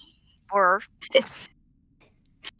The crystals are underwater In the now. backpack. No, Yeah. the ones that they picked. yeah, essentially you've got enough time to sort out essentially who's dragging out the Greeks and to get your stuff. But I recommend doing one of those 2 things first. The Greeks are here, so Kiira grabs one of the close Greeks and points someone else to help her drag it. Yep, Gillie is there as well with you lot, so No, he noped out. He doesn't care. No. His life is worth more than a pile of body and crystals. well, I'm assuming Knell that Gillie went can- and grabbed his stuff, Yeah, at least. he actually no, he left it all at the tent. He actually didn't bring it with him. All he had was his money pouch on him because that's always on him. And then he didn't even have a sickle actually. He just had himself and his pouch on his wrist or his waist and his necklace that he always wears. Those 2 things are a constant. So he kind of went in with nothing. Think about it. He went full greed mode and booked it in. He didn't have time to go back and get anything. Fair enough. So yeah, Gillie's gone then. Knell, would Webby like to help with one of the Greeks? Can Alyn translate? Webby, do you want Alyn? Yes. Can you ask? I can't actually speak spider. Could you teach me how to speak spider later? But much later. Right now, I have to Time do this. Alyn quickly translates what they want as she's trying to figure out what to do to grab all her stuff and not to have it be run by water while still getting everything. Yeah, essentially it's like Webby bobs and goes over to the furthest Grick and starts to wrap it in like around the neck, around some web around the neck, and then begins to drag it towards the entrance to the mine. Moment to strap my shield and my sword to my backpack. And then I'm going to try to grab Grick number 2. Okay, roll strength to begin dragging. It's easy to grab it, it's just dragging it is probably a problem. Could That's Alyn a and 14. Salvia also help like Knell and Kiira? Yes. Essentially, if those 2 help, you get advantage to whoever's dragging. Mm, I've got a 15 with my modifier. I'm also proficient in strength. Do I add proficiency? Yes, you do. Okay, so I got a 17. 17, yeah, you begin to drag this Grick, and Webby's like following you, dragging the second one. Such a good spider. So yeah, it's the third one is between the 3 of you. Salvia could try to help anyone. I don't know. Whoever needs the most. Kiira? Yes.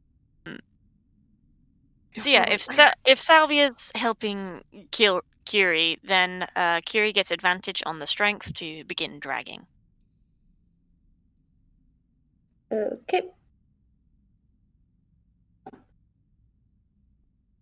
Oh, I got a natural 20. That's fun, Nice. yeah. Yay. Yep, you just lift this Grick up. You're pretty sure it's like this brick weighs nothing. As you carry it, My treasure! you carry it instead of dragging it towards the entrance. Salvya? Alyn, are you The impressed? adrenaline of losing my treasure. And I couldn't even go further on to the Greek's nest. So sad. What is Alyn doing? Just trying to help where she can and make sure that everything gets out as fast as possible. Fair to say is like, yeah. Everyone gets out of the mine. Being able to grab their stuff in the storage room if they've left anything there. And gets out, essentially.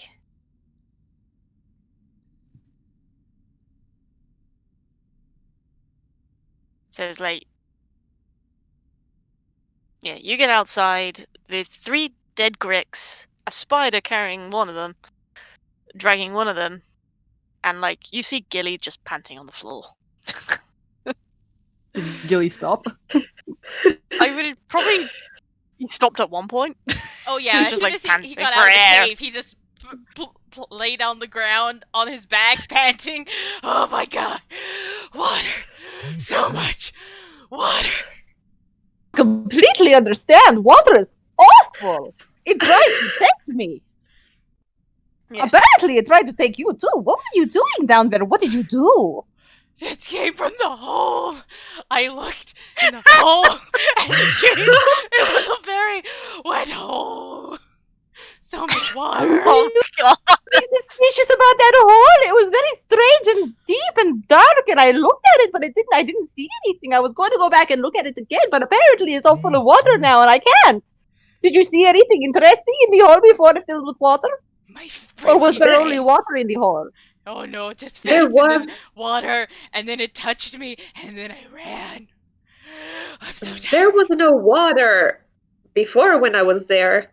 I threw a Oh, rock there's in it, and certainly I would have water now. heard. There's so much water. Yeah, it didn't splash before. Well, What put did it you this way, do? oh, no. I touched your crystal, one of those egg thing cocoons, and it cracked. And then I checked a hole, and then there was water. It was mad at me. I shouldn't have touched the crystals. It cracked? It cracked. How did it crack? It just cracked. It was very hard when I tested it with a pickaxe. I touched. It cracked. You a pickaxe? And Gillie only touched it? Gillie, how strong are you? I'm not strong. I have no muscles. Well, apparently you are very deceiving with your sight. Oh, I'm dear. not sure how you broke a crystal that you couldn't break with a pickaxe. Apparently, I just have magic fingers because I just caressed that thing so well. It cracked. I'm sorry, Well, this apparently you did it wrong. this episode is filled with innuendos. I got too excited. It felt very cold. Did you melt it? I don't know. So you have, Just I don't- touched it. oh, you do. When earlier I was holding your arm and then you tried to burn my hand. Maybe it's because you're too warm. Touch me. Am I still warm? And he puts I out a will hand touch towards him. Snell. No, normal temperature. He's not overly hot, a bit chilled, but that's probably from the cave. No, you're not burning now, which is strange because earlier you were like boiling. It was not pleasant to hold on to, but then you did all the weird things. Did you do Lots anything of weird else? things going on around you. You are very interesting. Did you know that? I know, I'm so fabulous. He tries to tussle with his hair as he's laying there on the ground, but it just really doesn't work. Did you do anything else with the crystal? Oh That no, cracked. I just touched it. Oh wait, and he pulls. He gets into his coin bag because that's where he shoved it. That's the only thing he really had, and he pulls out. One of the crystals turned black. I'm not quite sure why, but it turned black, and I brought it. It was when the thing broke, And it's black. Why do you have it? That might be cursed. But it's pretty! He puts it back and is saying, it's mine. Fine. Oh dear. You broke it, and then you made it change colors, and then you made water come out of a hole. Gillie, I didn't think you had magic. I didn't know Is- either. The I was gonna come cuckoos to were white, and it broke off, turned black, and you have a cursed part of it with it. It's That's mine. not mine. Oh, it's cursed. It's just black. That caused you. trouble with the water. Oh. Does Alyn or Salvya have anything else to add? Because these two are talking very fast. Sorry about that. She's just panting as she's trying to grab her, as she's just standing there, looking between them like. It sounds like Alyn's just done. It's like, no, I'm done. Salvia? She will be catching her breath, I guess, from running and helping carrying things. She will be looking at them with more or less the same expression of Alyn, like, why? I don't know what, why? She doesn't even get how crystal or whatever Gillie has now could provoke this water thing. So she's just like, whatever. I will Let's say, hope we are safe here. I will say Webby's quite nervous. Definitely out of her natural environments. She's out in the open. Is it So rather dark yeah. also now? Yeah, it it's is very dark. You don't have a light source out here. So it's hard to see even where Webby is. Well, dark vision. Most of us see in the dark. Yeah, if you got dark vision, you can still see Webby, but you get the All of point. us. It's the dead of night. Yeah. Gillie then asks, why is there a spider? Where did the spider come from? No, shush. I am answering you. This is Webby, and she is my daughter now. Aren't you, Webby? And I will go over and I will give Webby a hug. Is again, Webby tucks themselves underneath Knell, and at this point, it is Knell okay, is like, Webby. I'm here. I got you, Webby. I got you. hey, Knell, how's your first experience riding on top of a spider? Because you are off the ground. Well, I've been picked up by at least 2 other things in the last 2 days, so.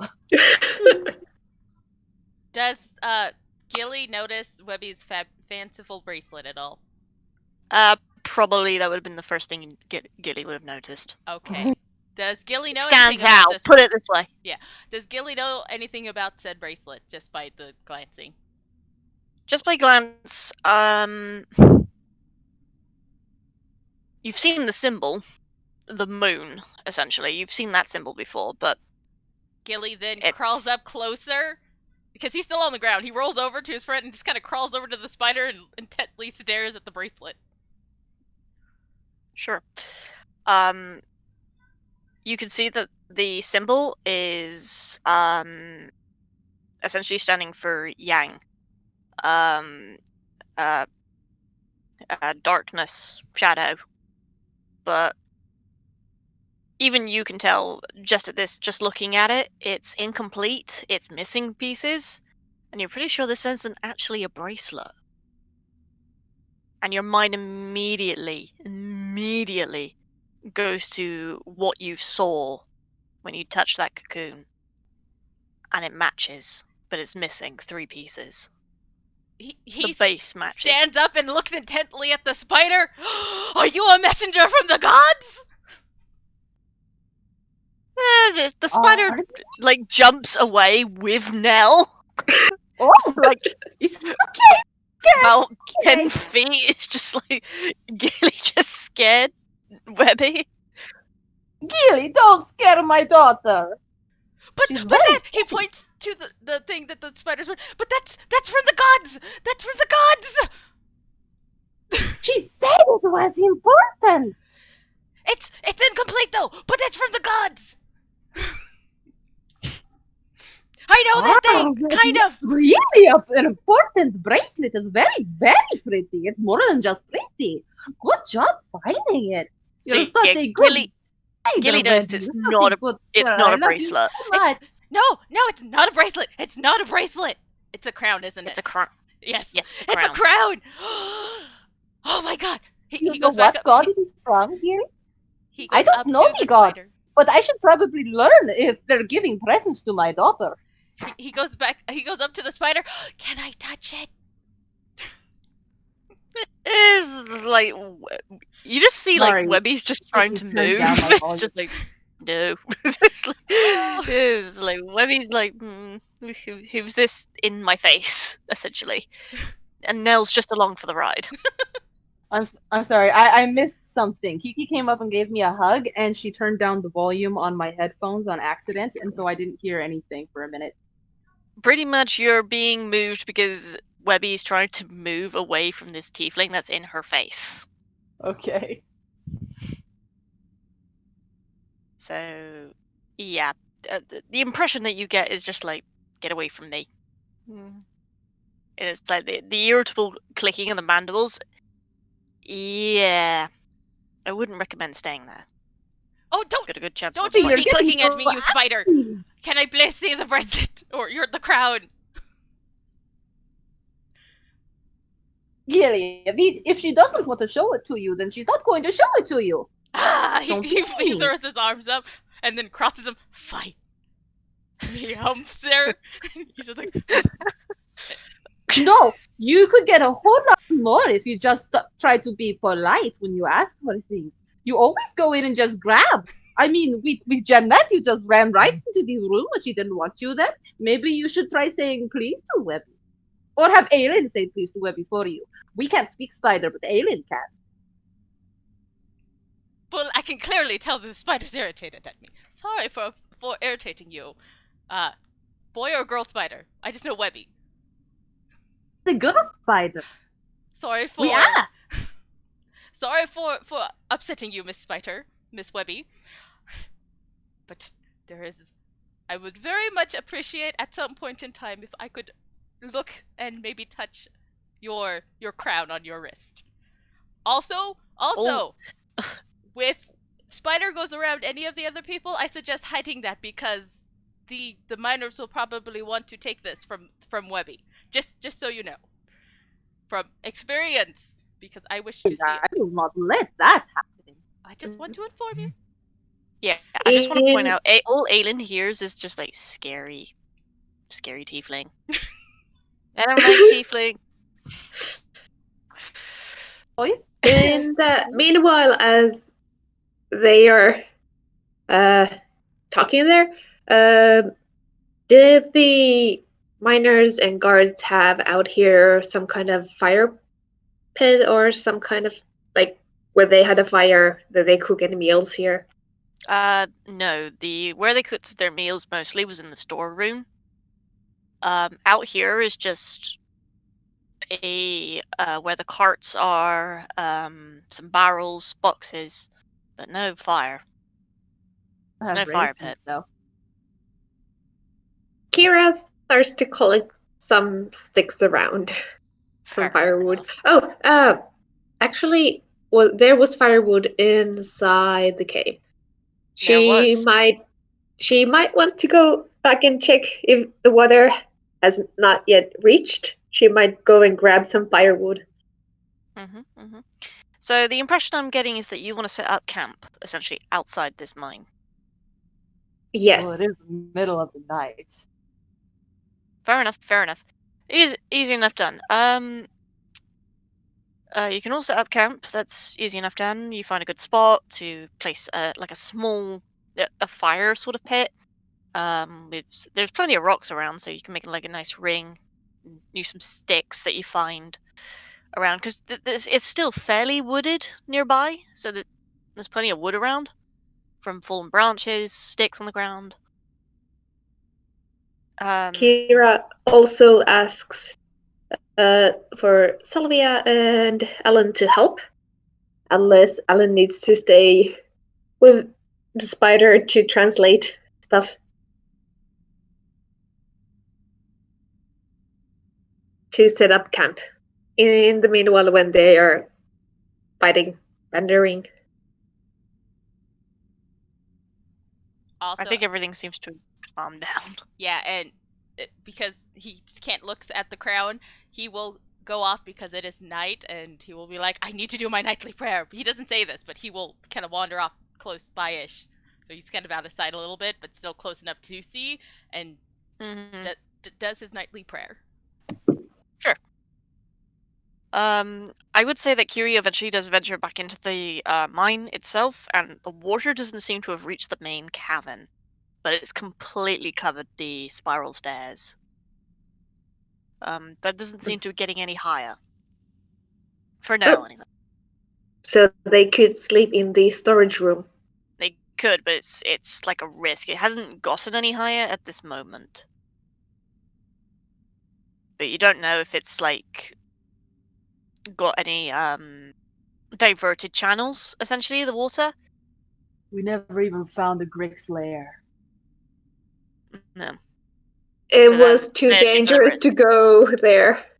Yeah. So essentially, it's like, yeah, you could sleep in the storage room if you wanted to, but it's still a risk.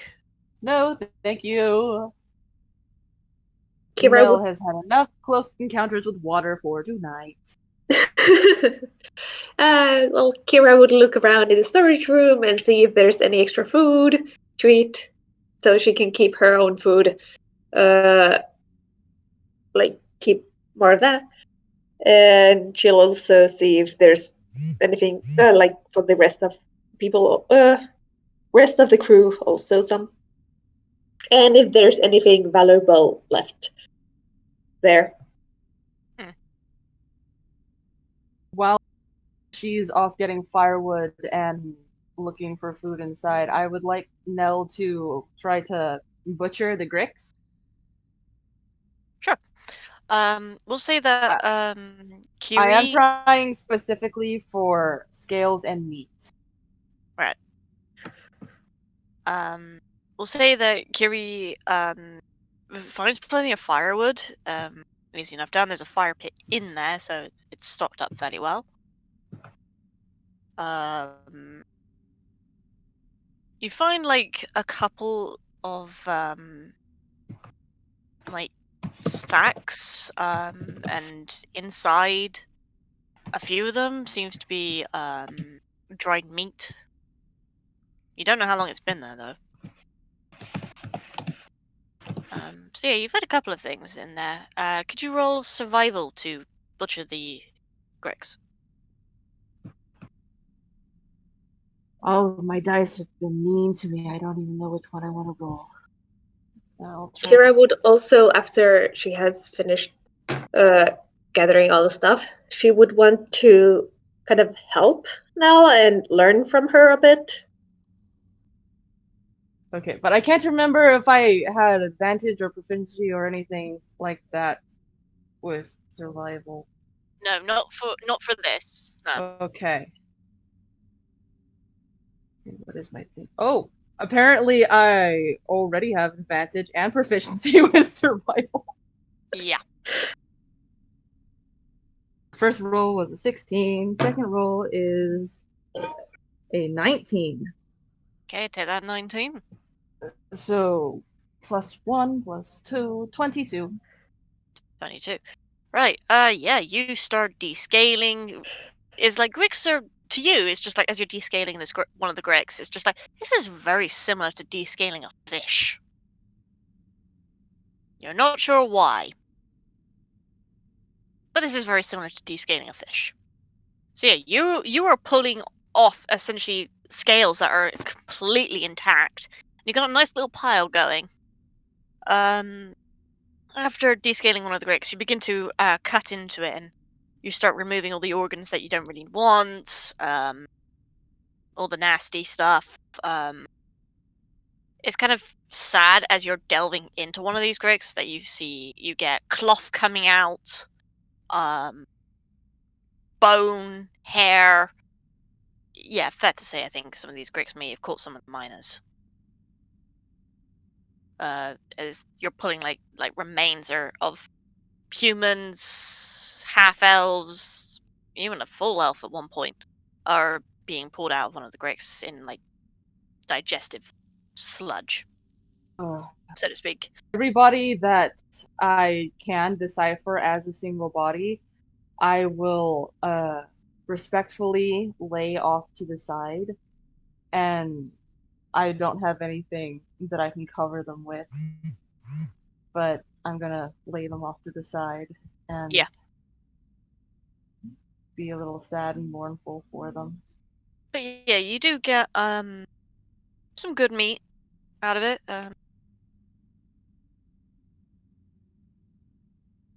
About 5 to 6 chunks of meat.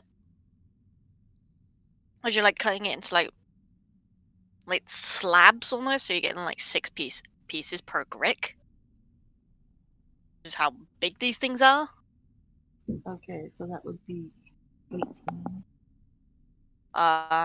Scales. Yeah, you descale these things head to tail.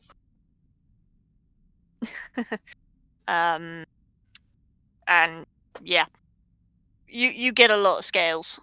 Many Grick scales. I'll put that in my inventory. Put it this way: you got three large Gricks. Anyway, pretty much by the end of descaling the Gricks, you've got about 1,000 scales there, roughly, because you got 3 large Gricks, and some of them, due to the Gricks condition, are not like completely intact. Like some of them are a bit chipped or dull or like flaky, almost, you would say. So like they're trying to replace them. But yeah, you get roughly 1,000 scales out of it. Alyn, Kiri, you learn a lot just by watching this. My papa taught me many things. So yeah, at the end of it all, you successfully set up camp. You don't have to use any of your own rations due to the great meat, if you want to cook it. And you I will all freely have, offer said meat to share among the group. of course. And if anyone wants any Grick scales, I will offer up some of that as well. I certainly can't fit it all into my own backpack.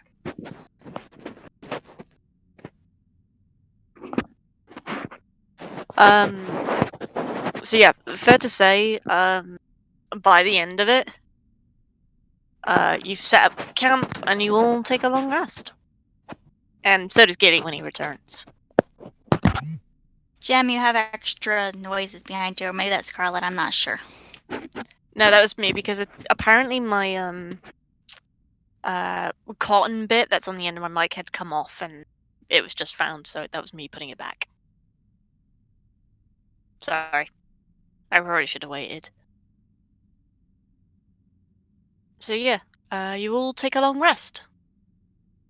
And it is here that we will take our break. See you in a minute.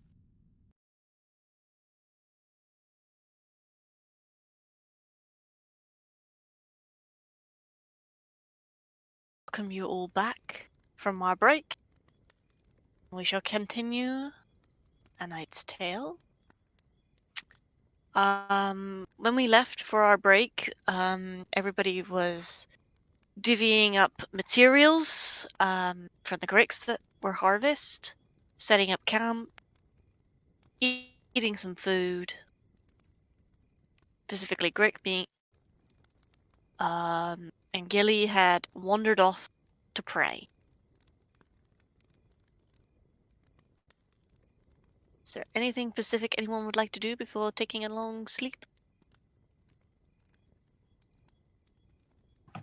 Not before, but I think Knell will be getting up somewhat early the next morning, because yesterday she or yesterday, today, either or. She didn't really get to do her morning exercises, so she'll be getting up a little earlier to be able to get that in. Mm-hmm. But otherwise, Anybody she's else? just gonna curl up with Webby and sleep next to the fire. Mm-hmm. Anybody else? Kiira would be writing partly a message to be sent to Nish. She of course needs to know still what the others would want to want to be made out of the Greek scales. Mm-hmm. And she also wonders if Knell would like to give up the other poison gland. You'd have to Knell ask. will happily give up anything that Kiira says that she can use. She can't exactly use the poison gland herself. She mostly just grabbed it for whoever else might have been able to make something of it, including the eyes.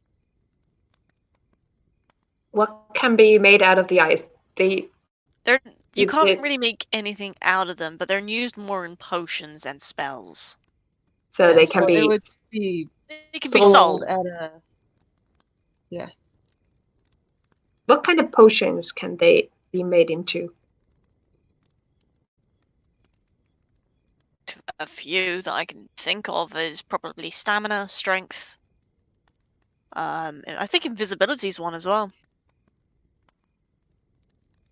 So we could order some potions out of them. You haven't got all. You've only got like one part of the components to make a couple of these potions. Essentially, it would cost you to still get a potion, even if it would be down by whatever you gave. Okay. So essentially, if you gather the rest of the ingredients, then ask somebody else to make you the potion, then fine. Yeah, for the exchange of the ingredients, they'd do the process for you. But you've only got one part of one component of a potion, so the rest would still cost you money. That could be something to look into. Indeed, it would. Anything else from anybody?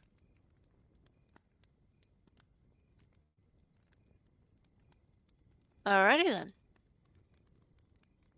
then. You each settle down around the fire.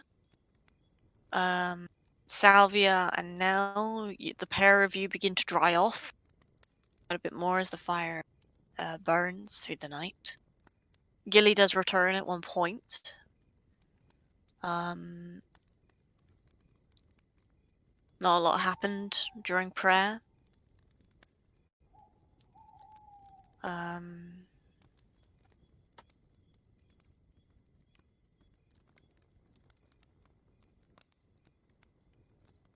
And you all settle in for a sleep. A couple of hours later, the next dawn begins to appear over the crest of the trees. The dark sky turning from a black blue sort of color to a blue, a lilac, paling until it's a lovely sky blue with fluffy white clouds.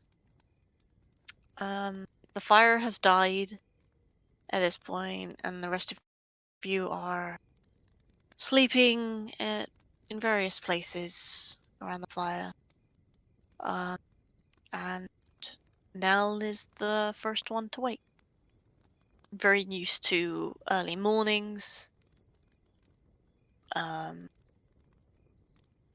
even Webby is up.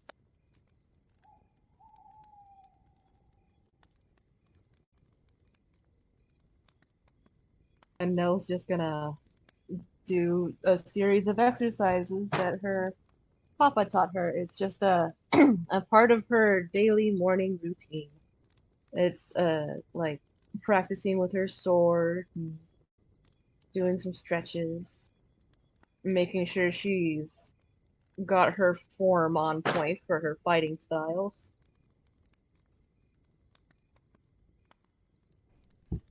Gillie would And probably be the she'll next one to wake up. Knell will be at least a little bit away from the group just because she has a tendency to talk when she's got someone she can talk to.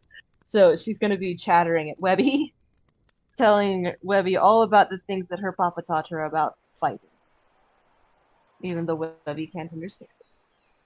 It's just like you get the clicking of like the mandibles, so you get the impression Webby's talking back. Aww. Even if you can't understand. So yeah, Gillie is the next one to wake up. You feel refreshed, your mind is clearer, and you feel happy, content, and in a rather lovable mood. He'll stretch and look around as everyone's asleep, but then Knell wouldn't be there. So, assuming she's not too terribly far off, he will go over to her and kind of just sit and watch, all happy, like almost like just sitting there, just kind of watching them. Everyone's still asleep, but he doesn't want to disturb anyone. But he's just like, I'm awake. Yeah, she's not that far off. She would have easily been within sight. Okay, so Baby, then he'll just go over. Good morning. Oh, Gillie, good morning. How are you feeling today? Much better. I slept really good. That is wonderful because yesterday you were not yourself at all, and you did a lot of crying. Your eyes were very puffy. I wasn't going to say anything, but they were really very puffy. I could believe Yeah, there and was lots of tears. From Nell's point of view, it looks like Gillie's sparkling.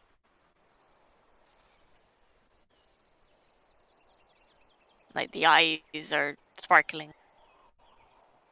Yes, Very that is bright. Strange. Well, it's like So, bright-eyed, bushy-tailed. So, Gillie, I was wanting to ask you actually, uh, what happened yesterday? I just one moment you were normal, and then the next moment you were burning to the touch, and at one point your eyes were glowing yellow. Did you know? And and then you just took off running, and you didn't even care about any of us trying to stop you, which was kind of normal, I suppose, but not entirely normal. You did it in a very much more mean way, and and then you were screaming all these things in these sort of growly voice, which didn't sound like your voice, but it sounded like some kind of voice. And then you were crying for a very long time.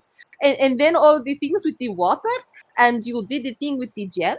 And all the while she's talking, she's still doing her exercises, like doing her sword motions and stuff like that.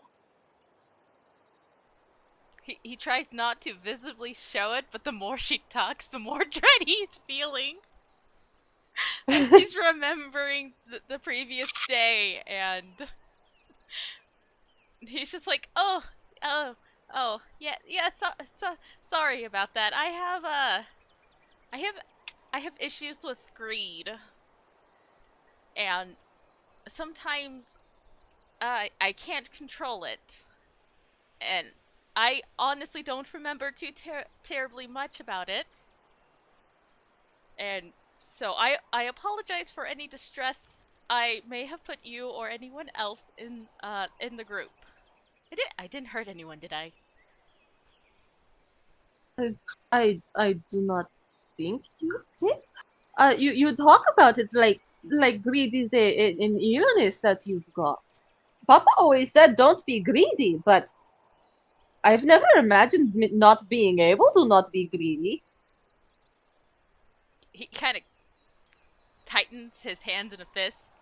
He's like, yes, it's something I've always had. I've tried to not, because being a monk, you're not supposed to be greedy or really have the desire to have things type of thing, and I never was able to master that, it seems, and I've just something I've always had issues with. I do not like it, and It has put me in many sticky situations. Oh, that sounds very inconvenient. I've never had any kind of problem with something like that. Is there any way I can help? Maybe? Is there anything that I can help with?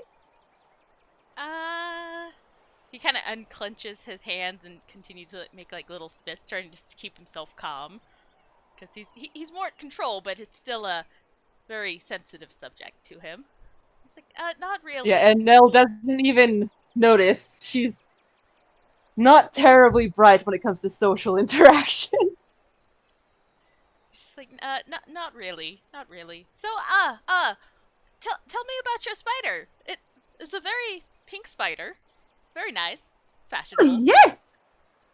I didn't actually get to see the color very well in the cave. It was very dark, you see. But Yeah. yes, as you mentioned, she is very pink. Yeah, now that Webby is outside the cave, the fuzz, so to speak. She's fuzzy. Well, yeah, spiders are fuzzy. Well, I know tarantulas are fuzzy, but No, all generally spiders have a low spiders. level of fuzz. Yes. They are actually all fuzzy, but the hairs are tiny. You can't really see them. So it looks like they're that's naked, but right. they're not. They look naked, but they're not. And anyway, giant spiders are based more on tarantulas anyway. So yes, Webby is fuzzy. In short. So yeah, it's like a various shades of pink fuzz is covering Webby, with like darker brown sort of markings on the abdomen and on her backside. You are a very pretty spider. Did you know that? And I'll finish up my last exercise and trot over to give some attention to Webby. Is that Webby is like her whole body is covered in various shades of pink. There are darker brown, almost stripes, somewhat splotches, along her abdomen and her butt. Interesting enough, it's the marking that's on her head that would catch the eye, as it doesn't match the rest of what a spider is. When Webby turns around, like rotates to watch the conversation between Knell and Gillie, Gillie's sight immediately zooms in onto that, as it's a marking of a moon and a sun. Gillie will gasp once more and jump up and look at the spider intently. It is a message from the gods. It's just like the spider's like swaying almost. It's just like, is this tiefling gonna attack me? It doesn't know, but it's nervous. Then you realize what he just said. That you need to stop doing that. You startled me. You startled Webby. Why do you do this? He puts his hands together and does a little bow. I am so sorry. Lots have happened. He looks over to the spider. May I approach you, dear spider? Webby. It's just like Webby comes to stand up beside like Knell, and it's just like clicking at the mandibles. Webby can't really understand. I know. I assume the loud gasping noise probably wakes up a couple of the others. He takes one step forward just to kind of test the waters, just to make sure. Does the clicking get any louder or anything? Like, the spider's like, no, come here.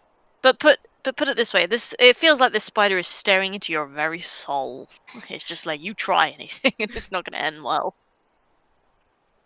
He slowly raises up his hands. I'm unarmed, and I wish to approach you, O mighty spider of the gods. The spider just stares. He looks over at Knell. Do you think it's okay to approach your spider? Well, I don't know. I do not speak spider. You could ask Alyn. Alyn speaks spider. I'm going to ask her if she can teach me. He then hold on one Alyn moment, had and then turns around and runs. Alyn! Yeah, fair to say, I think the rest of you were jolted awake by Gillie screaming for Alyn. Again.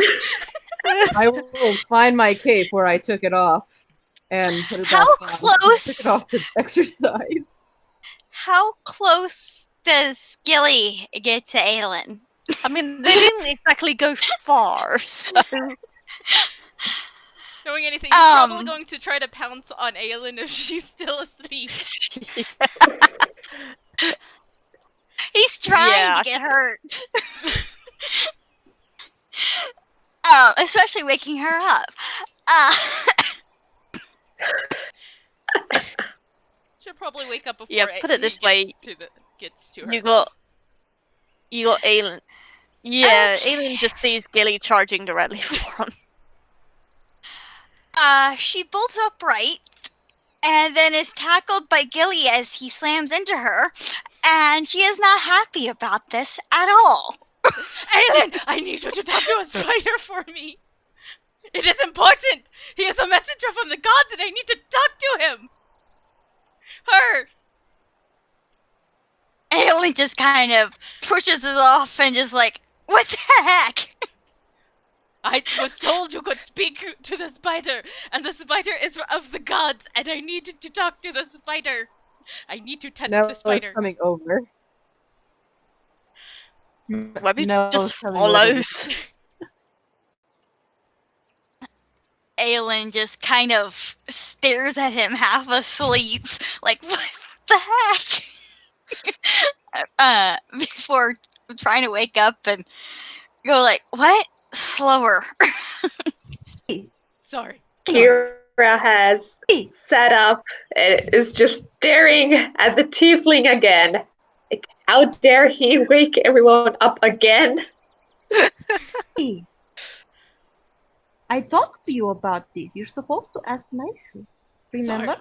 Sorry, everyone. Apologies. I get a little intense when it comes to the gods. Apologies. I'm sorry for waking you. But Alyn, sweetie, dear, beautiful-eyed beauty, can you please... Beautiful-eyed beauty. Okay. Can you please translate for the spider for me? And or teach me how to talk to spider, because I need to be able to talk to the godly spider. Please. I would like to know how to talk to spiders.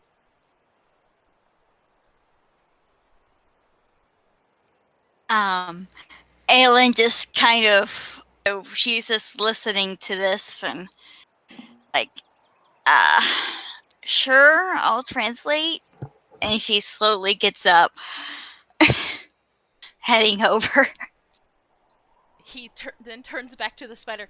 May I please approach you, oh mighty godly spider? She translates sleepily.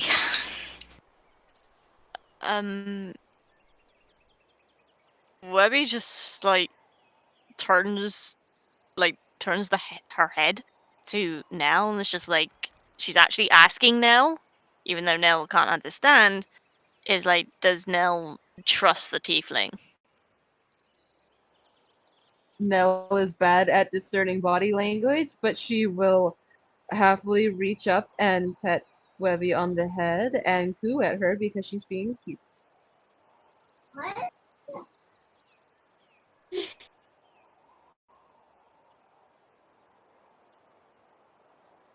Are we to assume that So yeah, May's just translating, or I mean, Alyn? Yes, Alyn is just translating everything sleepily and slightly annoyed that she was woken up for this.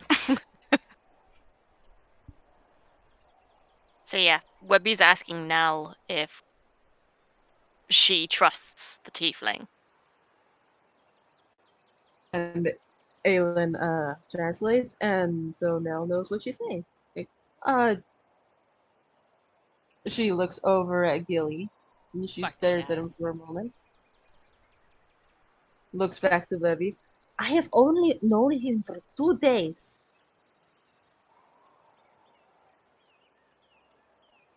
I just want to I touch quickly. I won't take anything. I won't do anything. I just want to touch and perhaps examine the crown on her leg real quick.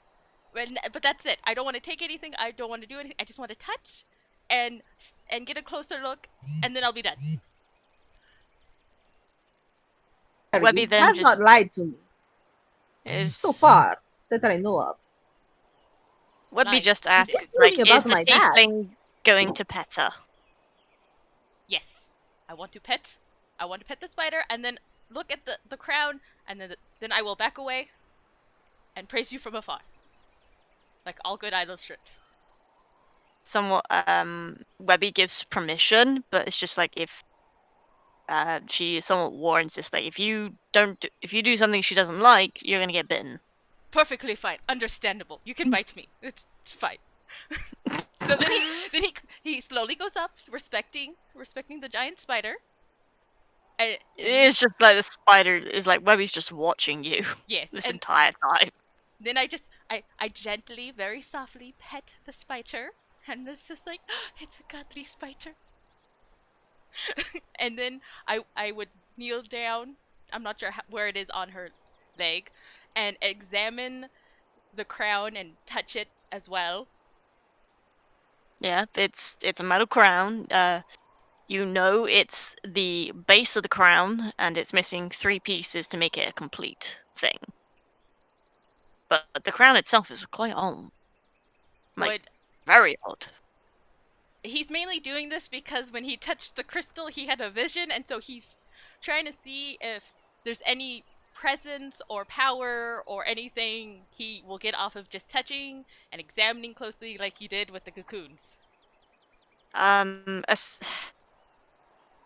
I need to roll? Yeah, you're gonna need to roll for this one. You're probably gonna need Arcana. I don't know Arcana, I don't think. Let's see. I have a +2 in Arcana. Okay, hold on. Mm-hmm. I only got a 10. I know shit. I rolled an 8. Touching the crown, it doesn't. You don't get any visions or anything like that. You can feel the carvings and things like that.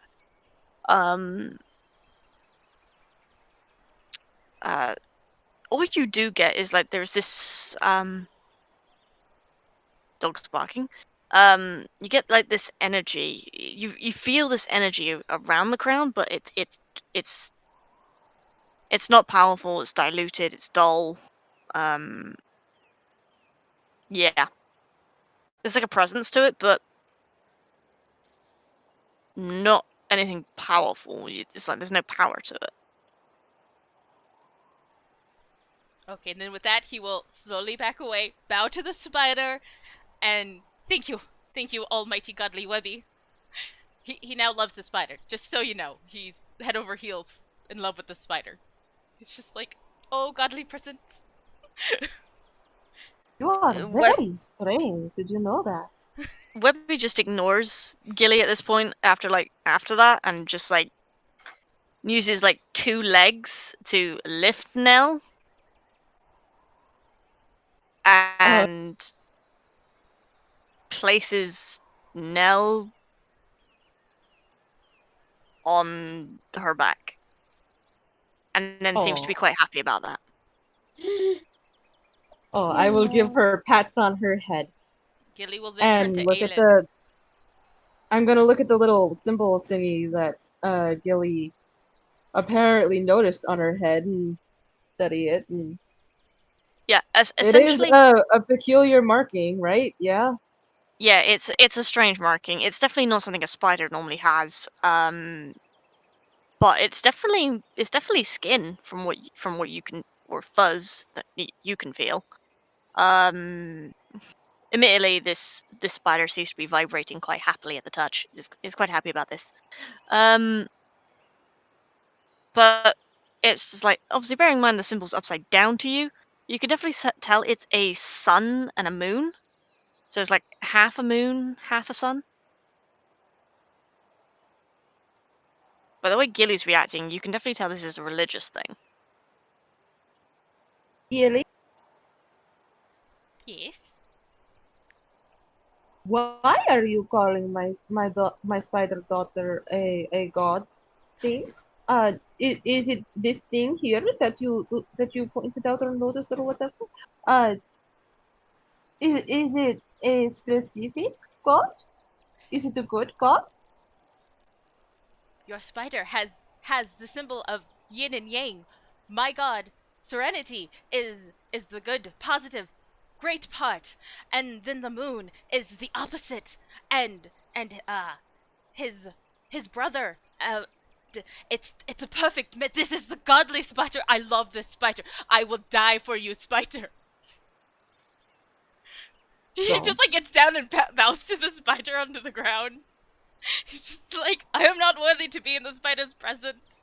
He loves the spider, and he just will ramble on whatever he really knows about Serenity, at least.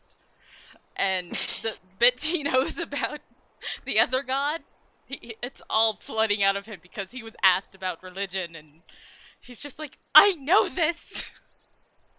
So yeah, well, put it this way, Knell will witness. Knell gets bombarded about this information about Serenity. As it turns out, Gillie knows more about his own god Serenity than he does about this twin. Or the opposite, rather. So yeah, you get the gist that Serenity is the god of positive emotion and dreams. Essentially, anything that's to do with a positive emotion, happiness, love, joy, excitement, anything like that has got something to do with Serenity. Pretty much one of the values that you catch a hold of through this rambling is that Serenity, one of Serenity's tenets is pretty much always look for the bright side of a bad situation. There will always be light. There's not a lot that Gillie's saying about this opposite. But from what you can understand, that by this other god being the opposite to Serenity, this is negative. It's only negative emotion or dreams, nightmares, even. Possibly. But to have both symbols, it's balance, essentially. It's the connection, the bridge between the good and the bad. The symbol essentially is the balance of positive and negative. That's what you get, essentially, from these rambles. Imagine if we had killed this spider. Well, Knell is going to stare at the symbol for a moment, trace her fingers over it, and then smile to herself. Because balance is a very good thing, and it means that her daughter is special and wonderful in ways that she didn't know, which makes her happy. Yeah, essentially, Uh, this spider is vibrating from these pets. It's just like, yes, this is happy. I'm happy with this. Keep going, please. Gillie, I very much do want to be able to hear more about these later, but now that everyone is awake, uh, Begrudgingly. maybe we should do what we were supposed to be doing today. We were supposed to take the Greeks to Mr. Redwin, yes?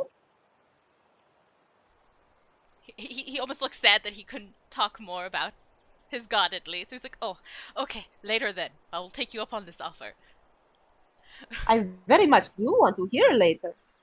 But right now we need to do this.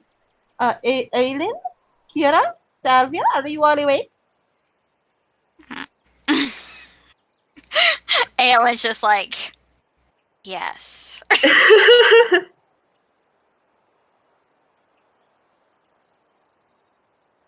Kiira has started stretching, getting ready for the day.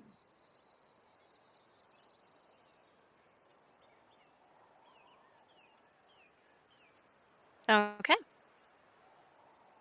So, who's heading back to the campground? Who's staying? Gillie will offer to head back to talk with Redwood about their finds. Do we not all Kiira. need to be there? Gillie's like, Spider, Godly Spider should stay here. Not in mine, please. I don't want any It harm would to come to be- the Spider. Yeah, it would be better if you stayed with Webby here as we go and collect our prize. And Alyn should probably stay with the spider. She's the only one who could translate for it. Which I want you to teach me later, Alyn. Alyn, we must take classes. I need to speak to Godly Spider. Is she even able to teach people how to do this? It's with her class. I have to trust. He will intently Not watch without them. assistance from books. Probably It's not really to something you can understand. teach. Yeah, Please, I don't Spazz, expect yes or her to no? be able to. No idea what anyone just said at all. Everyone just talked over everyone else. It's Yeah. practically impossible to teach somebody how to speak spider and to animals. It's very much either a druid or a ranger sort of thing, unless you've got a spell for it. I do not expect Alyn to actually be able to teach us, but Knell is asking anyway. Oh yeah, and Gillie's all for this as well. It was like, I will intently watch your lips, and then you can translate, and I will figure it out. This is my new life mission. Talk to this godly spider myself. So yeah, I do have if I can't go in, I don't mind. I love being able to be with Webby. I love Webby. I don't mind staying behind with Webby. I don't want anybody to hurt her. But when you go into the mining camp, could you maybe get my bedroll from the tent that was there, and could maybe me. somebody get me a shirt?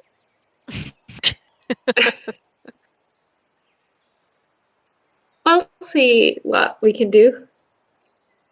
I would appreciate it very much. Thank you. all right. Just to Oh, clarify, Did we get the beaks, by the way? Does someone have them? I would assume so. If somebody asked Knell. Yeah, Kiira did. They're yours. Okay.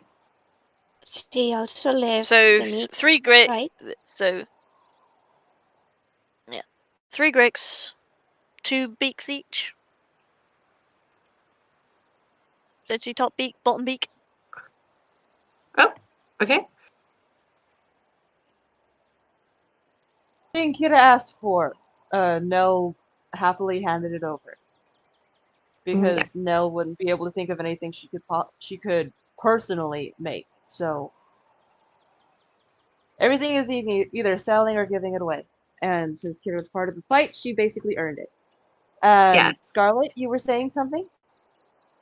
Yes, Nell also left some meat for someone there to cook in the camp, right? She got it back. Ah, okay. That was I the wasn't wolf sure. meat, and I gave Gave the it wolf to meat Webby. Webby, and Webby webbed it up and gave it to her dead family. Oh, okay.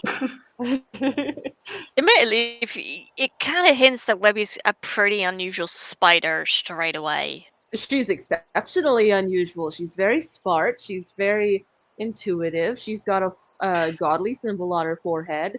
She knew about a fancy crown thing that she wanted all her life that she was told to get by somebody that she doesn't know. Yeah, special spider. Very special. Okay, so who's heading to the camp? Kiira, Gillie. Salvia. Mm-hmm. So Kiira, Salvia, and Gillie. All right then. Here's another question then. Are you just gonna tell them that the skeletons of the Greeks are up at the top of the mine entrance, or are you dragging those, or We were taking. how are you gonna Kiira- prove? I thought we They were are taking Kiira photographs. has more light now. Kiira has beaks, So she could prove like, okay, here's 3 beaks, like top and the bottom part of it. Mm-hmm. And Would watch that us be steal. enough? And then we can show There's the only eyes, because don't you have the eyes? Or was it just the poison sacs? You got the spider eyes and poison sacs. Because we could show did them those. Knell give those? Yeah, we could show spider eyes. Well, because Okey-dokey. Kiira has the poison sacs, venom sacs. Yeah, So that's we could true. show the I have 2 two of venom them, so sacs 2 and spiders. then the beaks, and that's what we can show. Yeah. Mm-hmm. Yes. Mm-hmm. So as they're walking away, Gillie will turn around. If you see us coming back, hide with the spider. They cannot know about the godly spider.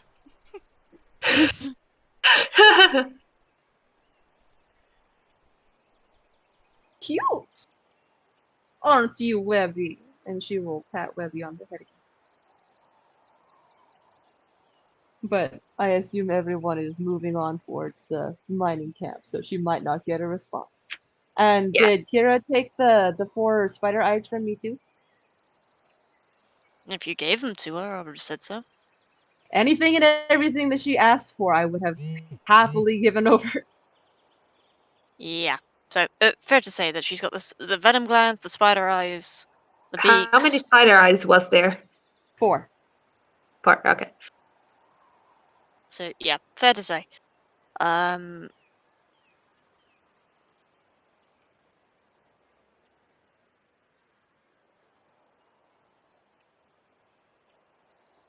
While they were walking towards the mining camp, Kiira is just biting on some dried meat, eating some for breakfast.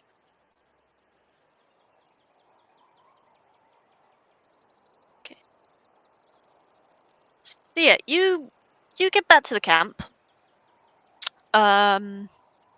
It's fairly quiet. I mean, it's early in the morning.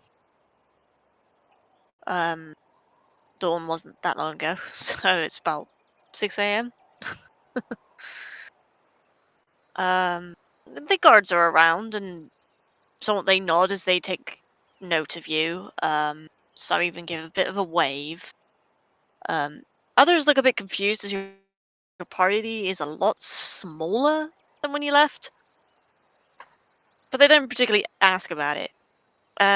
Kiira does know the way to Lord Redwind's tent. Yes. And as you get there, you see the familiar armor of Sir Igneous, and you even see Jeanette speaking to Sir Igneous.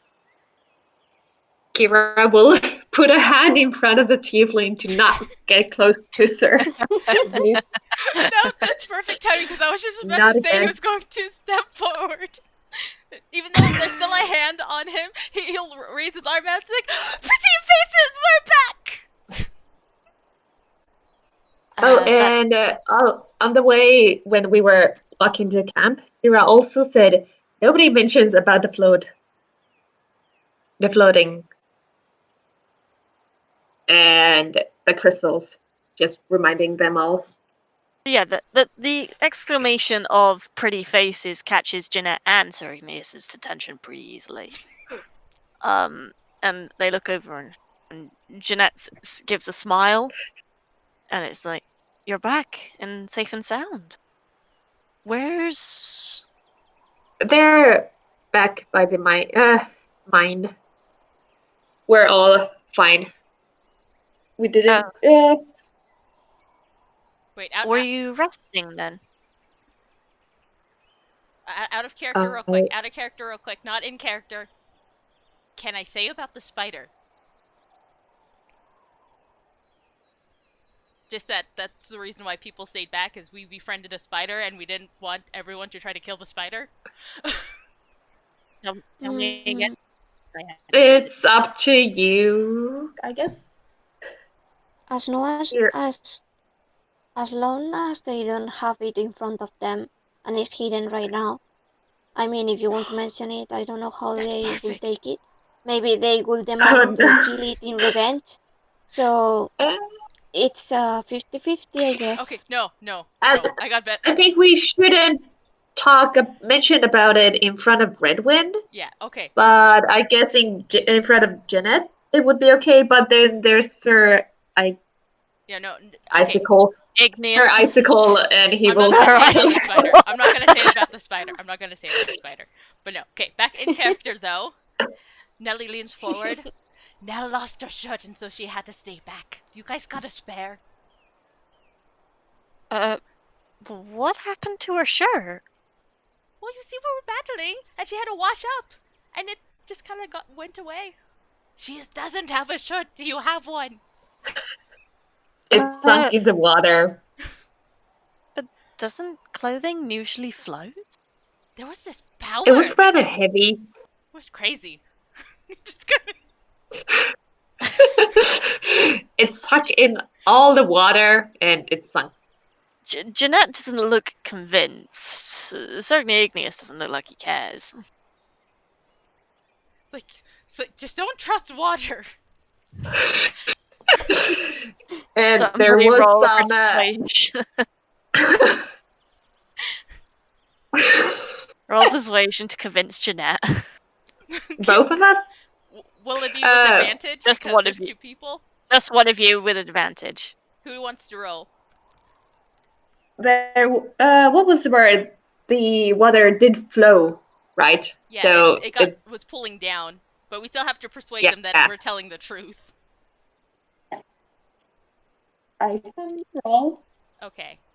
I only have a +2 in persuasion, so if you have a better than +2, then go for it. I have a +1, but I also have a. Also, we have the first. We have Salvia. You I can roll. have a 3. Yeah. Okay. You want to roll? 3 in persuasion, so. Yeah, when Kiira and the tiefling are messing it up, then Salvia could save us. Okay, Throw your dice. Well, you were there I'm too. sorry, but So you could. You were there. So you should have more advantage. yes, man. but I. Scarlet's getting a bit overwhelmed. Calm down. Yes. I'm honestly lost in the conversation right now. They're trying to convince Jeanette how Knell lost her shirt because, to her understanding, cloth floats on water. So she understands that Knell, could wash her shirt, but how it sank, she needs a bit of convincing. Well, okay. So I have to roll a D20 to try? Yep. Roll a d20 and add your persuasion. Okay. See? This doesn't And hit. you can, Okay. It and you can hates. roll 2 times to see which one is higher, because there's Yep, because you have advantage. advantage. Yes, because this is really mean. Yeah. Come on. This sidekick hates me. I should have a real. This. I mean, this doesn't make any sense. So it's I know it's 6. This is not fair. The-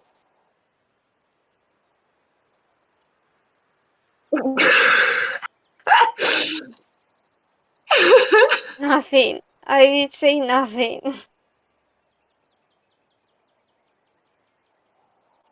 Pretty much, even though, like, Hickory and Gillie both look at Salvia to, like back him up on this. Salvia says nothing. I don't know. I mean, with this, it doesn't matter. You can It's like- try.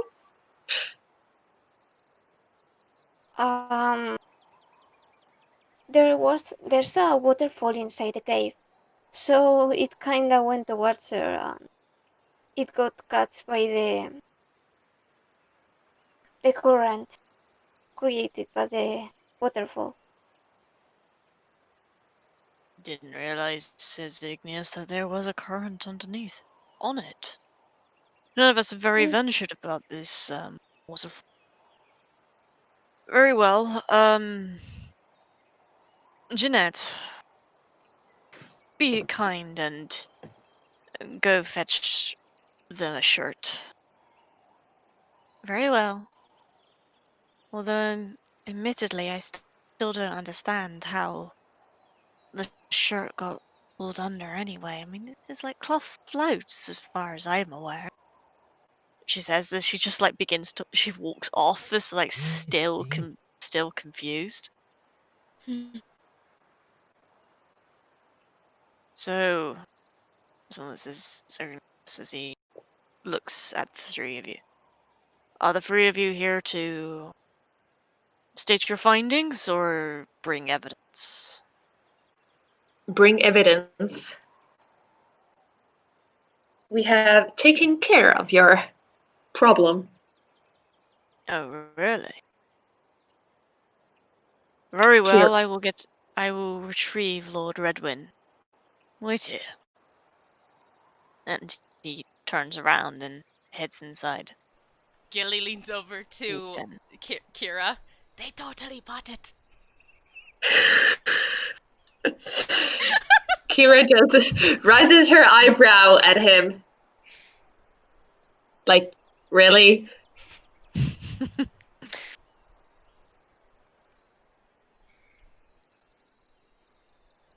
It takes a moment or two. But eventually, Sir Igneous comes out and stands like at attention. And then Lord Redwin comes out of the tent in a robe. Why, hello!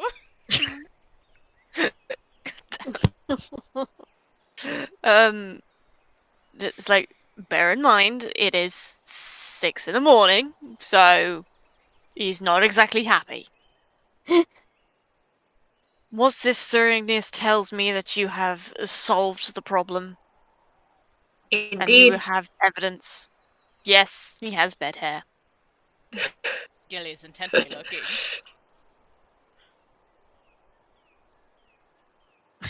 We have taken care of 2 spiders and 3 gricks for you. Is there a table nearby? There was in the Yeah, you got open the area. yeah, you got like there is a table nearby. Well, it's not exactly a table. It's like a series of crates, all in a line that's being used as like a table of sorts. Kiira kind of makes a sign to like follow her to the crates to show her evidence. The pair follow, seemingly intrigued and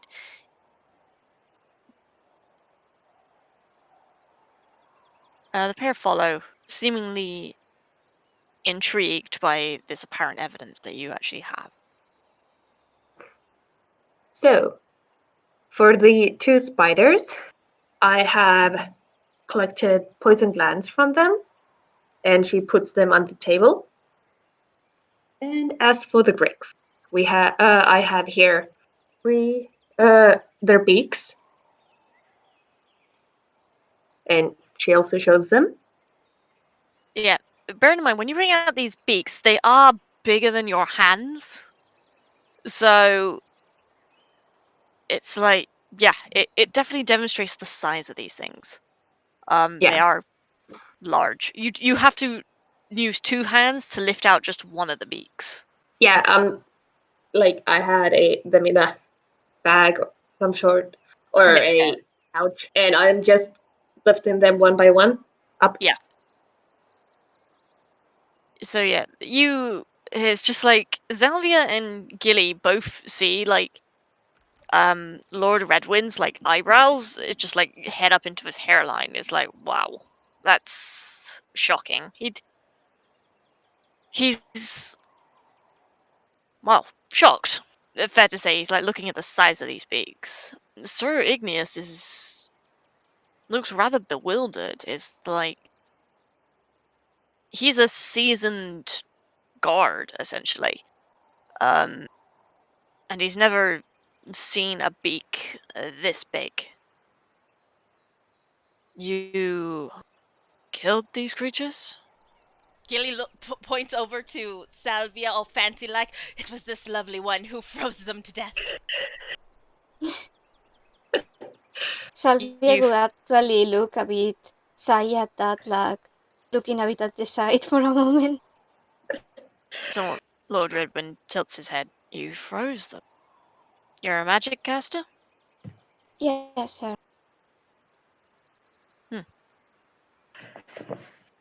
Very well. Judging by these beaks, there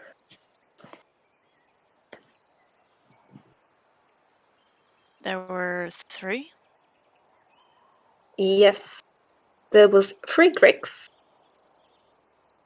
How did you And encounter these spiders then? He says, gesturing to the venom glands. oh, there was the waterfall room, and there is a tunnel that was connected to their nest. They have been eating some of our miners for a while, as well, the Gricks. So you see Redwind like turn to Sir Igneous and is like, is it that new tunnel that we constructed? Must be. We haven't actually mined that far in yet. So if it actually opened into a natural cavern, that would explain the spiders, really. So Lord Redwind nods. And he turns back to the 3. Well, you certainly did the job. You killed the creatures that were causing the problems. Even when it turned out to be more than one. So, on the account that you killed 3 of these so-called Gricks, and then took care of 2 apparently large spiders, I am willing to pay you 350 gold for your work. Now, is this each per person in our group? For the whole group. So one You payment did? divvied up amongst us all, and not 350 per. Because I There thought we was a agreed it was promise. per. Yes, there was a promise that each of our group members would get 100 gold. 350 is way under. Depending on what you got, essentially. I have looked back at my notes. If there was one creature, would get each 100. Yes. And depending if there was many smaller ones, then it would be depending More, on what kind of. It would be more depending on what the creature was. So Yeah. you've brought back 3 Gricks, which is essentially 100 each. So there's your 300, and 2 giant spider venom glands, which is about 50 worth. I'd like to chime in. Sure. I recall that Gillie debated that and said that it wouldn't be worth his time at that price, and Redwin agreed that he would meet the baseline price of 100 per person if we went in and killed stuff. Yes. And if the number of monsters was less than one giant good one. I don't know. Who reminds him? Gillie does. Gillie's like, no, we and made a Kiira deal. did mention that it wasn't 100 gold at least per person. Did I give my word? Yes. Yes, you did. You did. I got frosty face because I got so close and made sure. Someone Redwind looks at Sir Igneous. It is true. He somewhat states.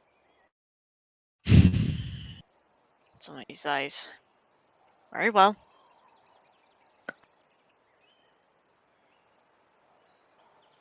100 gold each, due to the Gricks. And an additional 50. Sound fair? Gillie's like, no. It was supposed to be per thing. I made sure. Next time Yeah, I'm he gonna said get this in blood. 100 gold each because of the Grix, so everyone would get 100. And he's also offering you an additional 50 each because of the spiders. Fine, I accept it. Kiira nods. Salvia? Sorry, I got distracted because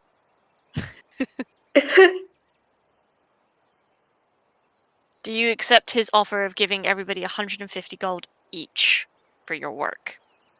Do you accept given I that offer, or do you wasn't want to try for more? given that I wasn't there when they talk about the conditions, I will just trust Kiira with this because I'm not really used about I'm not used about all these things or making um deciding the payments or like that. Salvia hasn't really done it, so she will most likely look at Kiira, let her decide.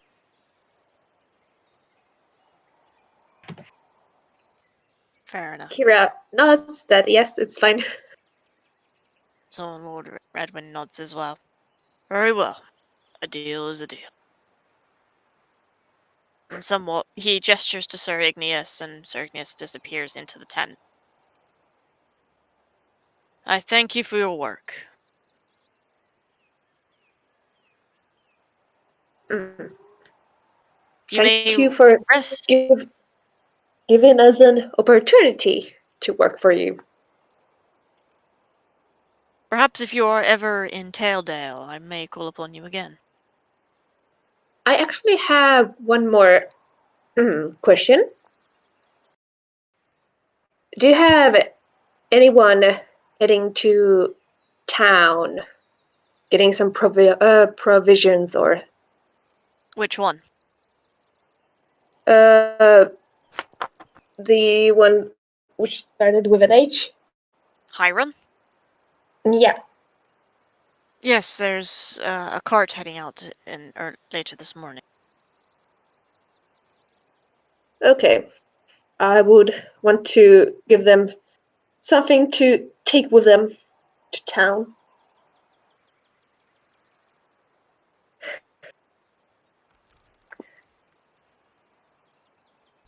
At this point, Gillie would blow both of them kisses. Mwah! You guys have been wonderful. I'm gonna go find Jeanette, cause Knell is still naked. And he turns around and walks away to go find Jeanette. Somewhat, Redwin just says, you are free to rest and recover at the camp until you are done. I'm sure your Thank you. ordeal has been interesting. So, And so he heads back into the tent just as Sir Igneous comes out with a small box, but inside the box it's an open lidded box, and he places it on the makeshift table, and inside are money, little pouches. It's like 150 gold each in one of these pouches. Gillie will grab one before Kiira. he leaves. Kiira opens once and checks that there is. Well, or that's a lot of money. Well,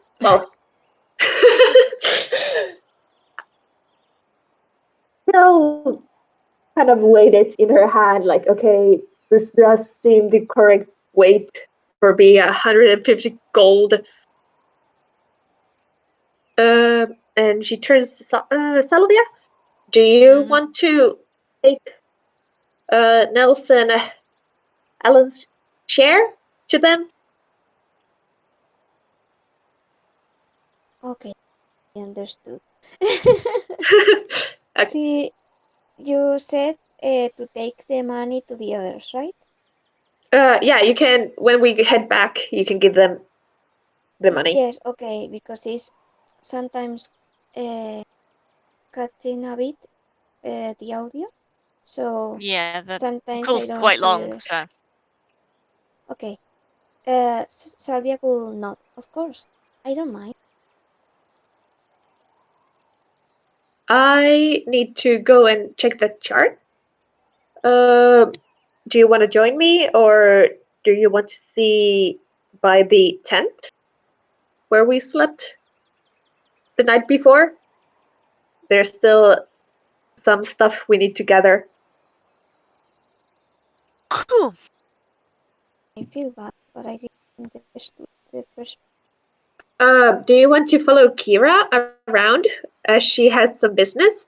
Or do you want to go to the tent where we had slept before because there's some stuff others left there and we need to go and pick it up?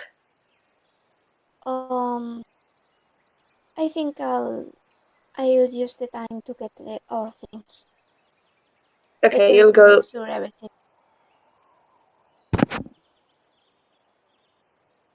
Okay. So, yeah. So Igneous leaves you to it. Gillie. He heads over to Jeanette's tent because that's where he figures she will be.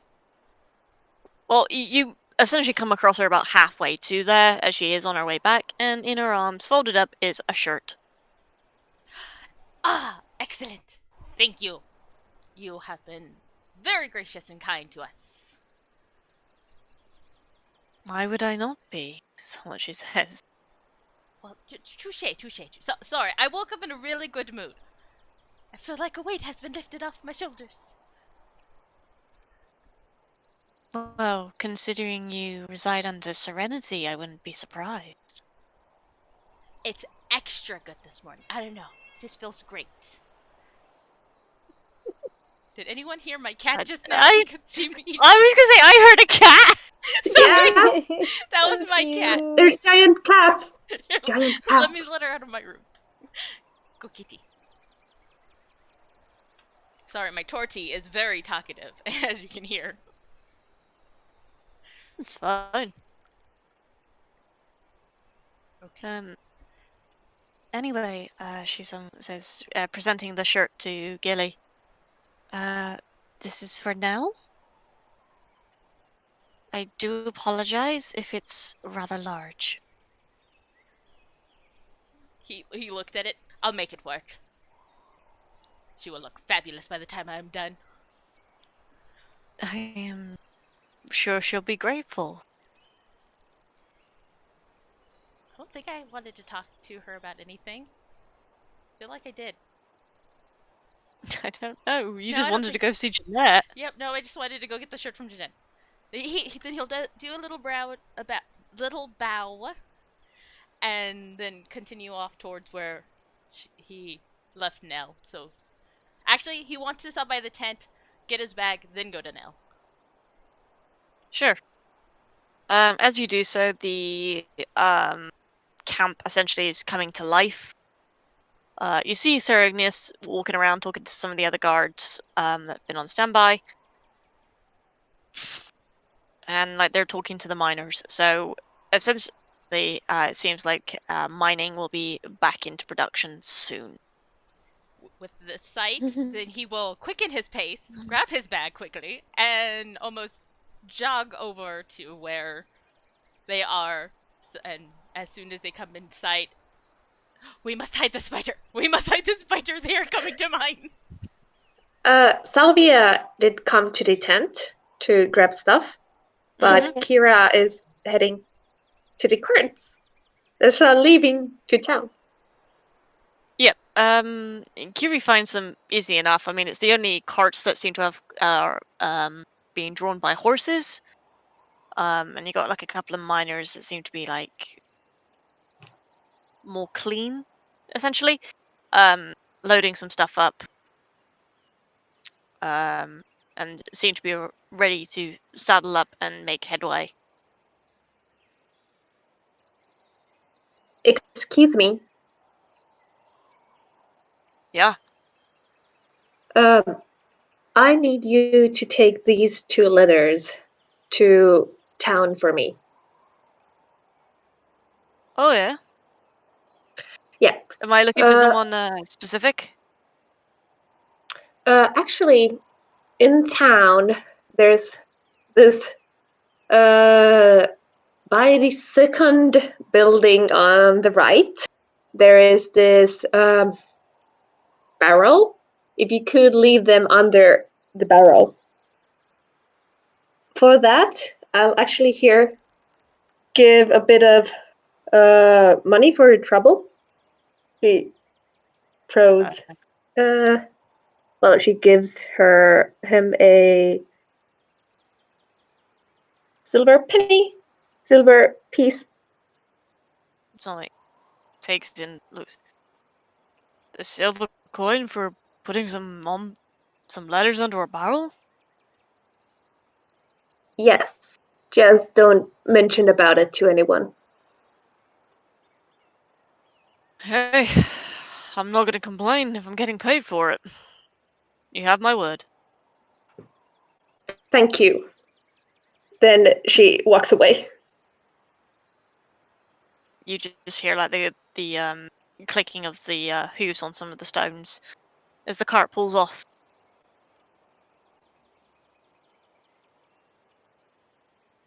Great. Yeah.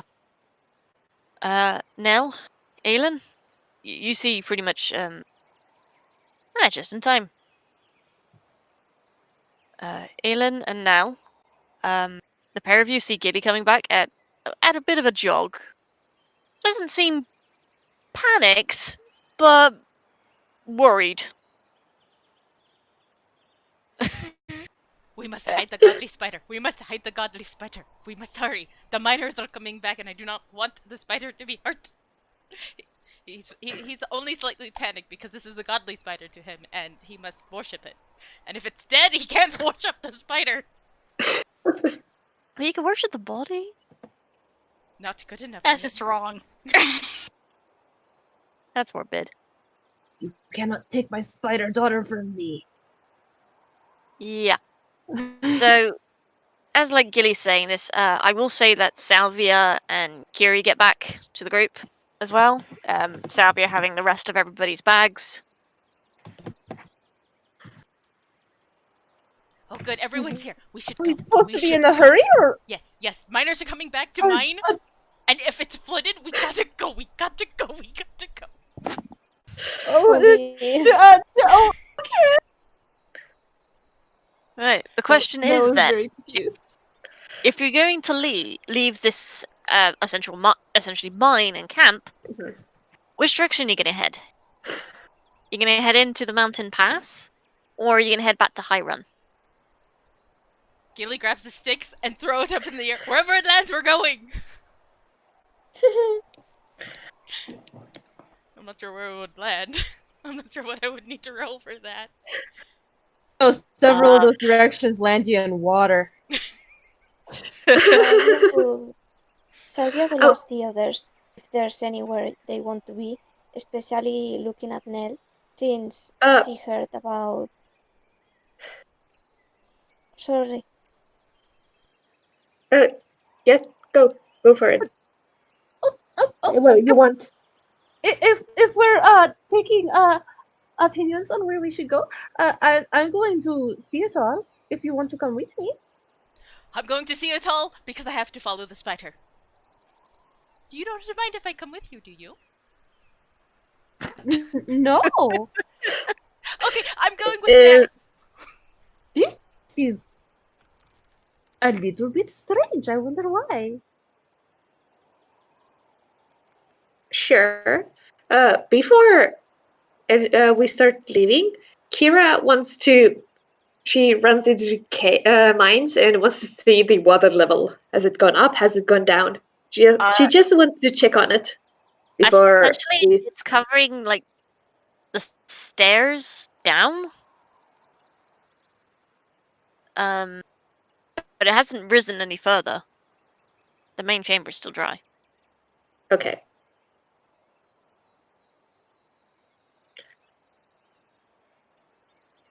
That's fine. Okay. Then I guess they're all heading towards We're all this. I was gonna say, Is that is everyone going to see it all? if they want the items Kiira promised, they need to go into town and Kiira needs to pass the items forward, and she needs to still be in have a chat with them, and when they are ready she can give them back, and then she can go on her own way. So she's following them for now. Mm-hmm. Well, we know why Knell wants to go to see it all, and we know why Gillie wants to go. What about Alyn and Salvya? Alyn would follow because she wants whatever the heck, I don't know yet. Is being made with the Greek skills and to translate for the spider at least for a little longer. Fair enough. Salvya? She will go with them because she's starting to feel a bit more used to the group. She wants to spend time with them for a bit longer. Alrighty then. Salvia is such a sweetheart. She is. Alrighty. So if that's the case, you all head towards the mountain pass, as that's the only way you can get to the larger part of the continent. Yeah. Somehow you managed to get past the camp without anybody seeing Webby. If anyone asked you how you did it, you definitely couldn't say that you're not sure how you managed it. Webby has plus 7 stealth. True.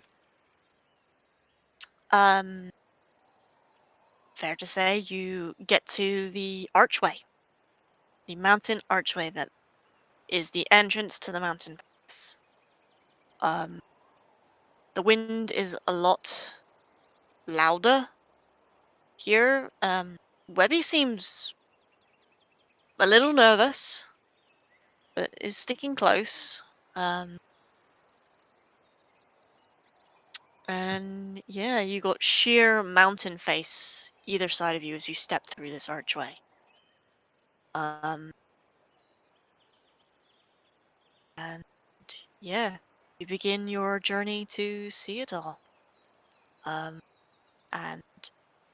I will say this is where we leave today's session. With our group having completed their first job, got paid, gained a new friend, possibly, and on their next journey. I'll see you guys next week. Bye for now.